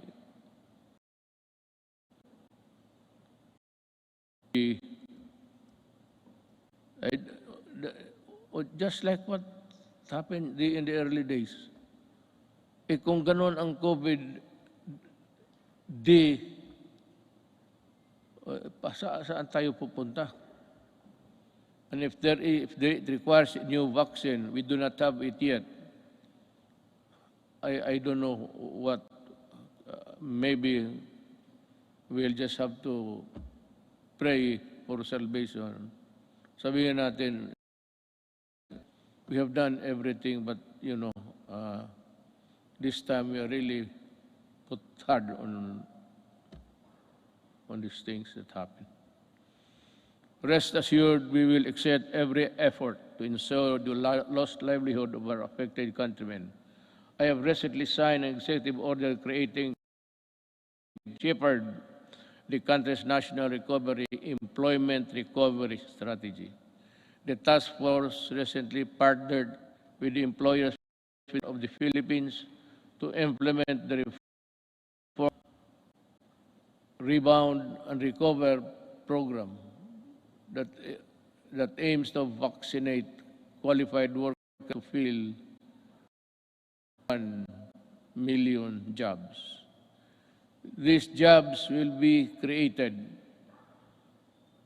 by business association in the field of information, technology, POP, and electronic or business association. Thank you for joining in our effort to bring back lost income opportunities for our workforce. Another important component of our employment recovery strategy is the retooling of our workers to prepare them to better job opportunities. Since the start of the community quarantine, over 1.5 million availed of the TESDAS-free online training program. I am directing the National Employment Recovery Strategy Task Force, particularly to ensure the upskilling of our workers and increase their employability. I expect the task force to work double time, not only to recoup job losses, but more importantly, to rehabilitate the economy and help our hardest hit sector. Through COVID-19, to start enterprises or CARES program, we released 988 million pesos worth of loans to over 14,000 enterprises. Bayanihan 1, Bayanihan 2 released 2.9 billion pesos worth of loans to 12,000 enterprises, including our displaced OFW enterprises in the tourism sector, to help them start or sustain their business amid the pandemic. Along this line, I would like to renew my call to immediately pass the amendments of priority legislative measures such as the Foreign Investments Act, the Public Service Act, and the Liberalization Act.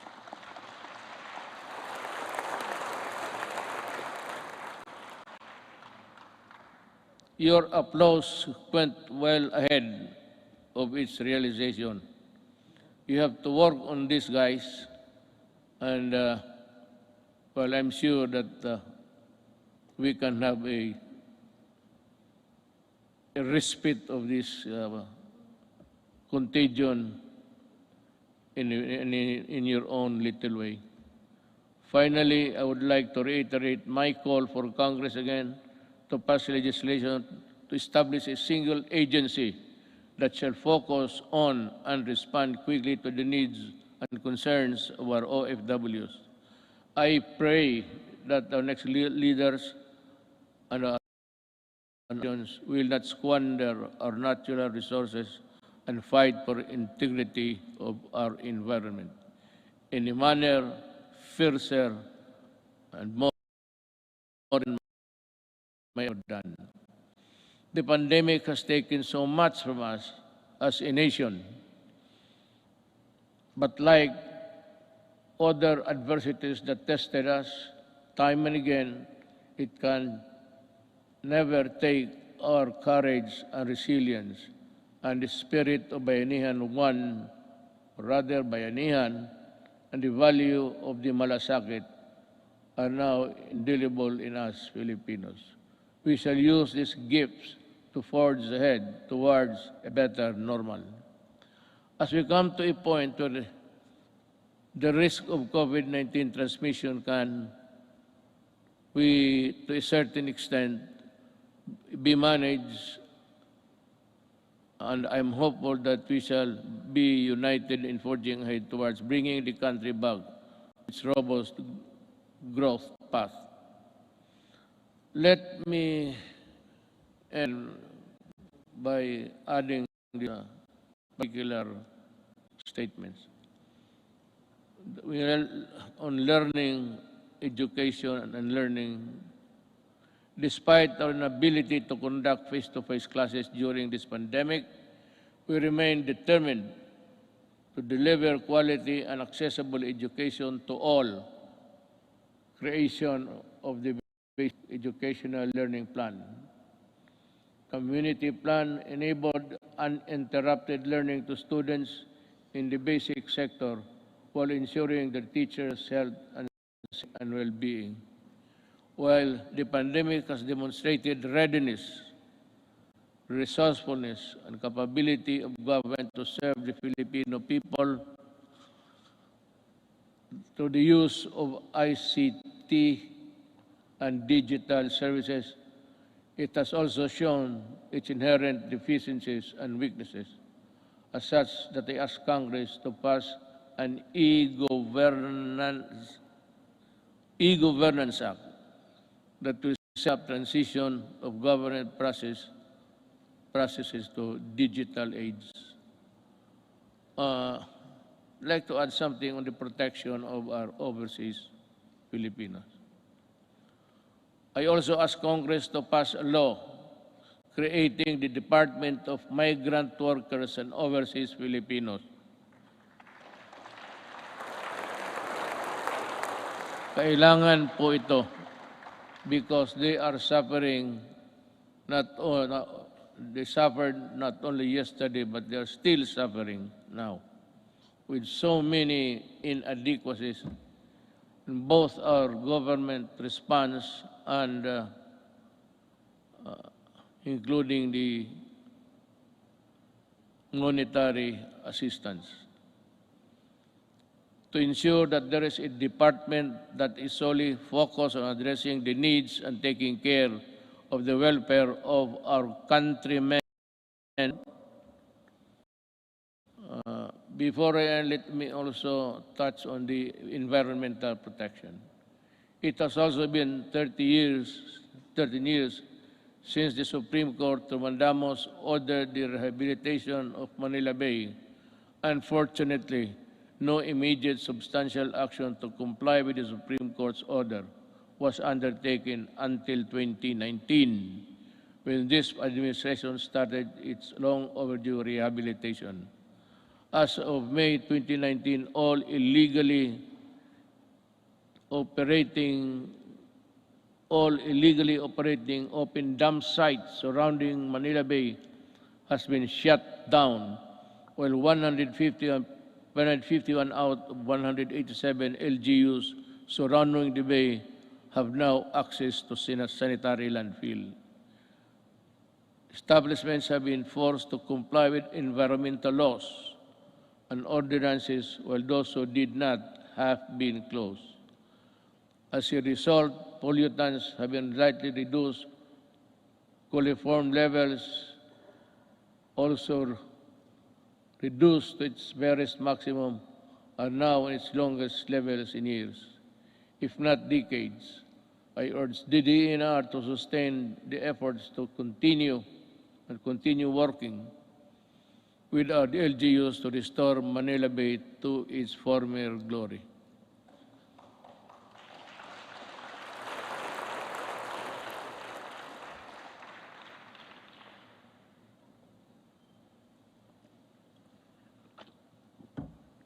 You know,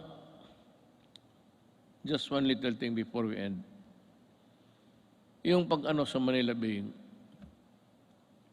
where there is the corner where all of the garbage by current, by action of the current. Nandito marami sa likod ng Luneta.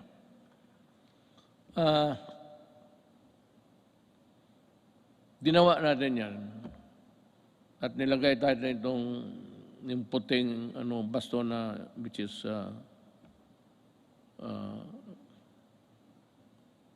scattered into small pieces. Nawawala minsan yan because of the waves. So every now and then, we still have to replenish because we cannot change the nature of our shores. It is not a permanent form. It is there from the mountains, and we break it down and bring it to the sea. But that would occupy irrespective of there is a high tide or low tide. Nakakatulong yan. At nawawala yan. And the only way to to this to replenish it till we can think of a good alternative of how we can process the whole thing.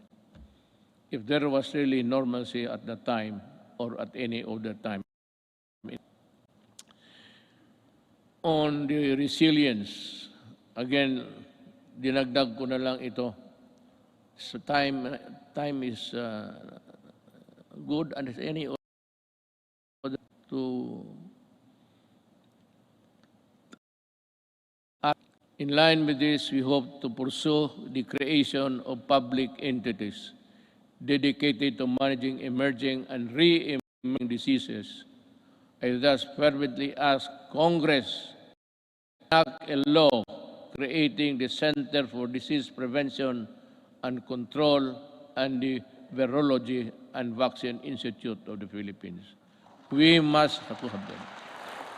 Baski gaano natin kahirap, however poor we are, I think that the Filipinos, given the proper support and the things, the equipment that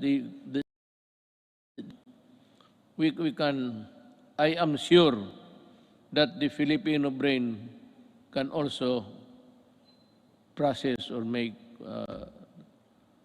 vaccines in the future.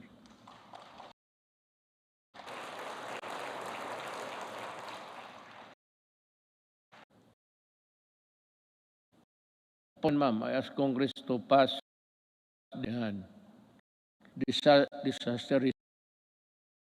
that will create the Department of Disaster Resilience. Let us also, pagkatapos ito ma'am, ikaw yung unang tao na mag-congratulate sa akin ha. Kaya ako nagka-utal-utal dito dahil sa iyo. Let us also pass the law implementing the Fire Protection Modernization Program to bolster the readiness of our firefighters and ensure their ability to respond to fires and disasters. Related to this,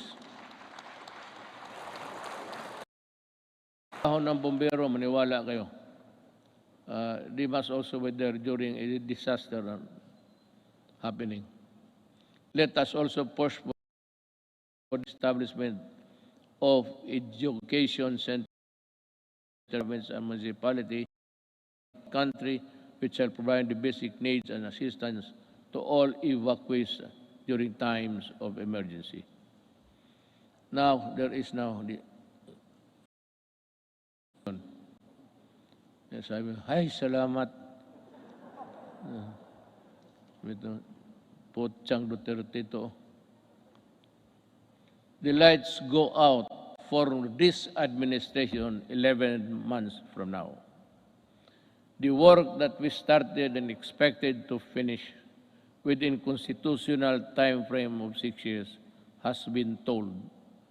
Much was so for, but we need not despair. Desperation is a feeling alien to the resilient Filipino. A peaceful and is no longer a distant dream, but one that is grasp.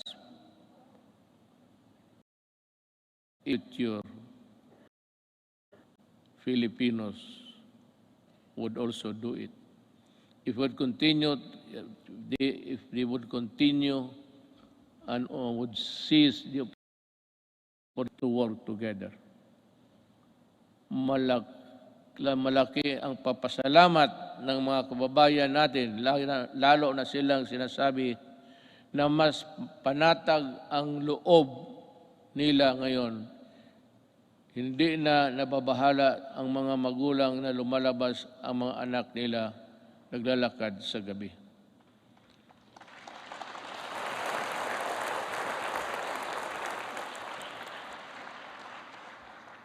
I will not elaborate on anything. You can draw your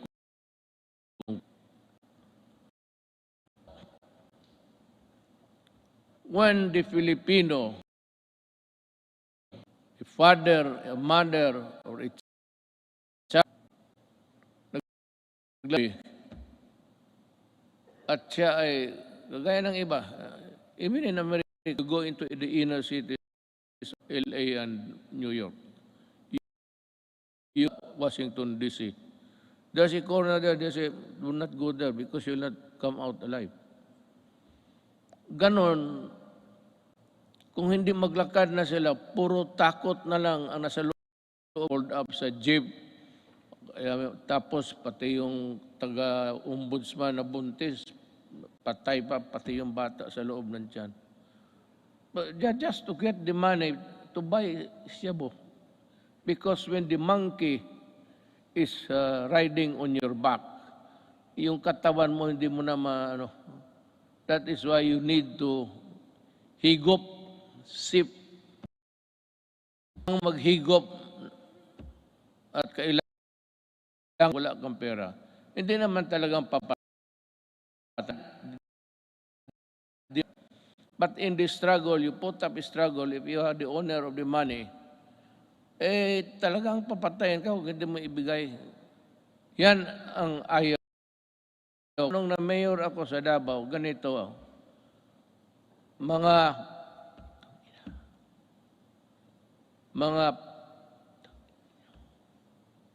umalis kayo sa daan. Yung daan, yung public transportation is for public good. Huwag mo silang takutin na magkanto pag-uwi. Nandyan, nagiinom man sa... Yan ang hilig ng Pilipino. Mag-inuman. Hindi mo malaman ang mang-uwi na babae to that would be longer because so the streets to hold up, pinapatay. Sabi ko doon sa Davao na lang, wag na lang ako dito sa Maynila. Hindi naman talaga ako nakikialam dito. Pero alam nila, alam ng pulis, ang gusto ko. Magprangkahan tayo. Sabi ko sa pulis, isauli mo yan. The roads, the highways are for law-abiding citizens of this country. Yung mga kriminal, yung mga, the dregs of society, wag ninyong gamitin yung mga daan, hindi para sa inyo. And I will see to it that you are not there. Be sure that when I pass by, I do not see you. Because if I see you, I will dance with you. Isauli ko. Kaya ngayon, medyo hindi naman talaga But yung mga sales girl, ng mga center, panatag na ang loob nila. At least chances of being mugged, murdered, and raped. Yan ang ayaw ko. Nakahigop na, kunin yung pera, hilain doon sa medyo maliit na mga grassy portion and rape. At papatayin. Yan ang hindi ko matanggap. Just like in Pilipino sabi ko, I may be just a little bit crazier than the others. But that is what I am. Ayaw ko yung lalo na magsyabo ka. Tapos magpasyal ka kung ano, wala kang makuhang pera. Aakyat ka ng bahay. Bank teller. It was raining so hard, just like the rains that we had experienced. It was pouring almost. Ang lakas talaga ng bagsak ng ulan. She went home to knock the door and pump the door loud. But ang parents nilang hindi nakarinig.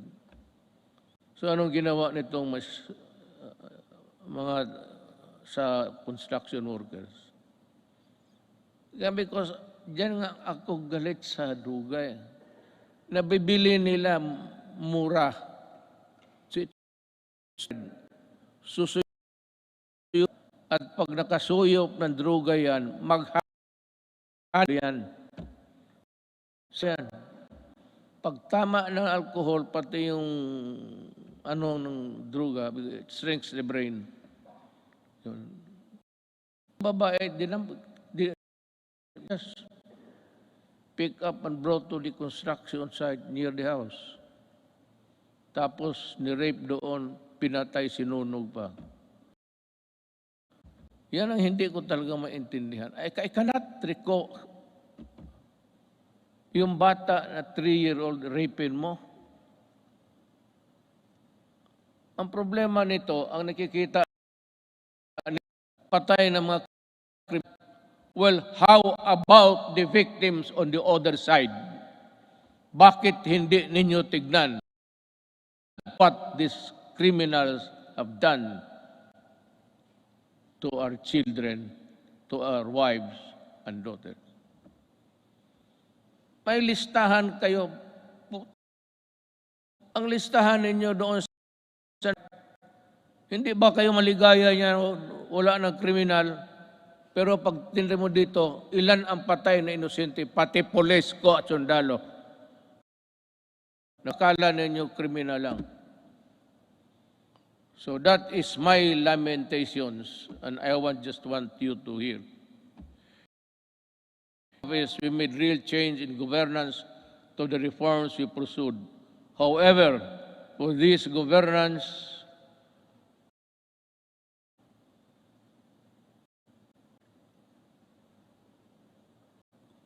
must be sustained and broadened.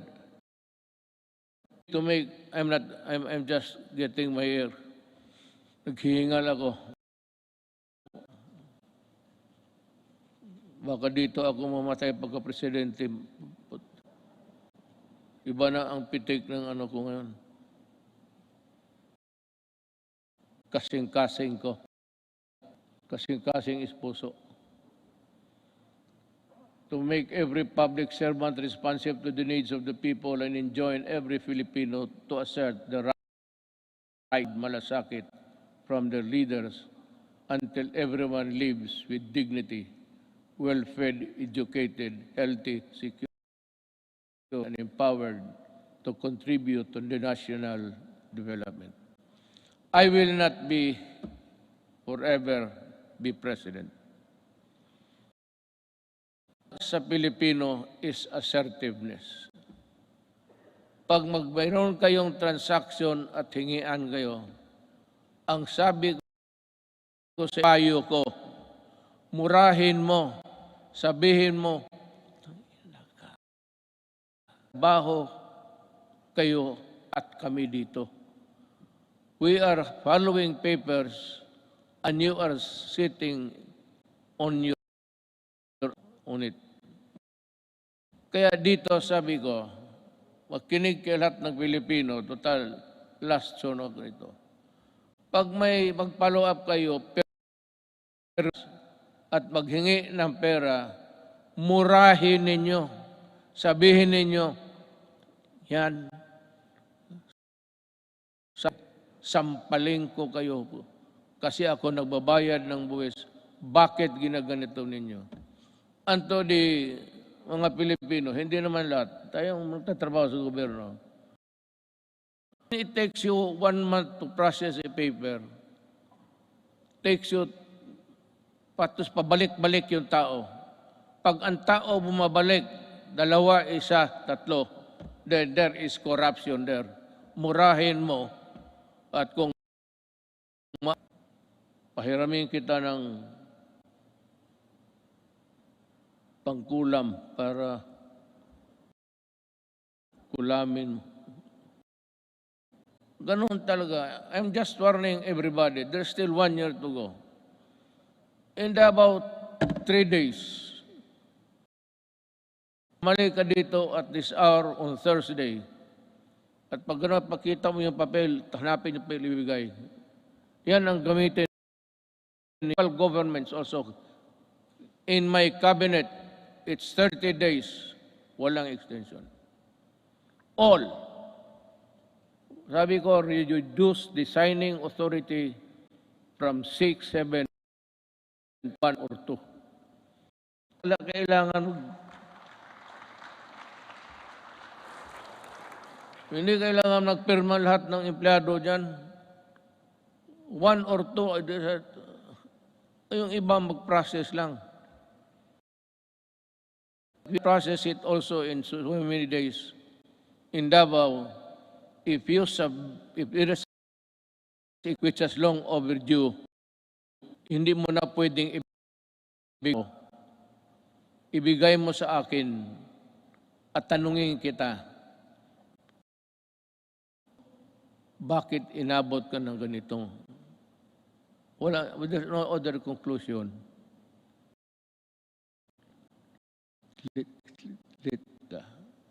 Corruption. Kagaya, what is true in Davao is true for the entire Philippines. Mabutit na rin yan, nakapagsalita ako ng freely with you. Total, last ko naman itong SONA. Mabuti ang malaman ng tao na ganon ang ginagawa nila. It's not there. Hindi man nila nilagay ang mga ganon na wala mang mura dyan.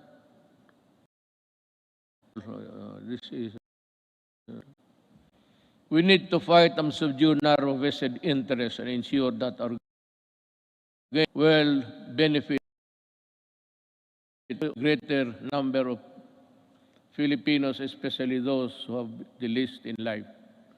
We have laid down continuing to push for landmark reforms and key last day of my term. Full confidence that the Filipino spirit, pati ako nagmamadali na. Naiihi na, kanina pa eh.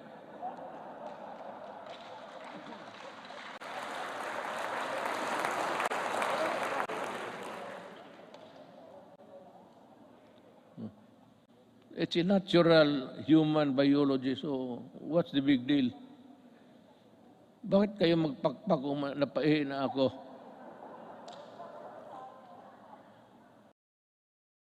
Ako rin, nahiya kayo magtindig. Puno ang armaya. I have full that the Filipino spirit will persevere and triumph together. And together rise as a nation. Thank you.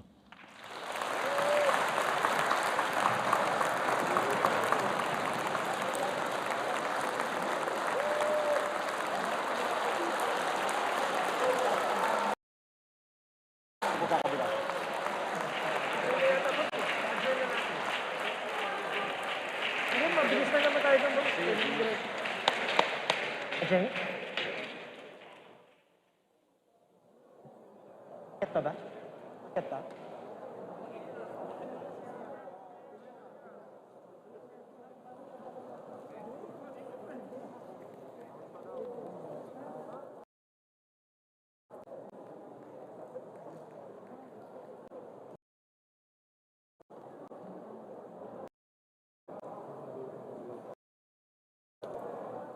Salamat po sa I am deeply honored. Congratulations.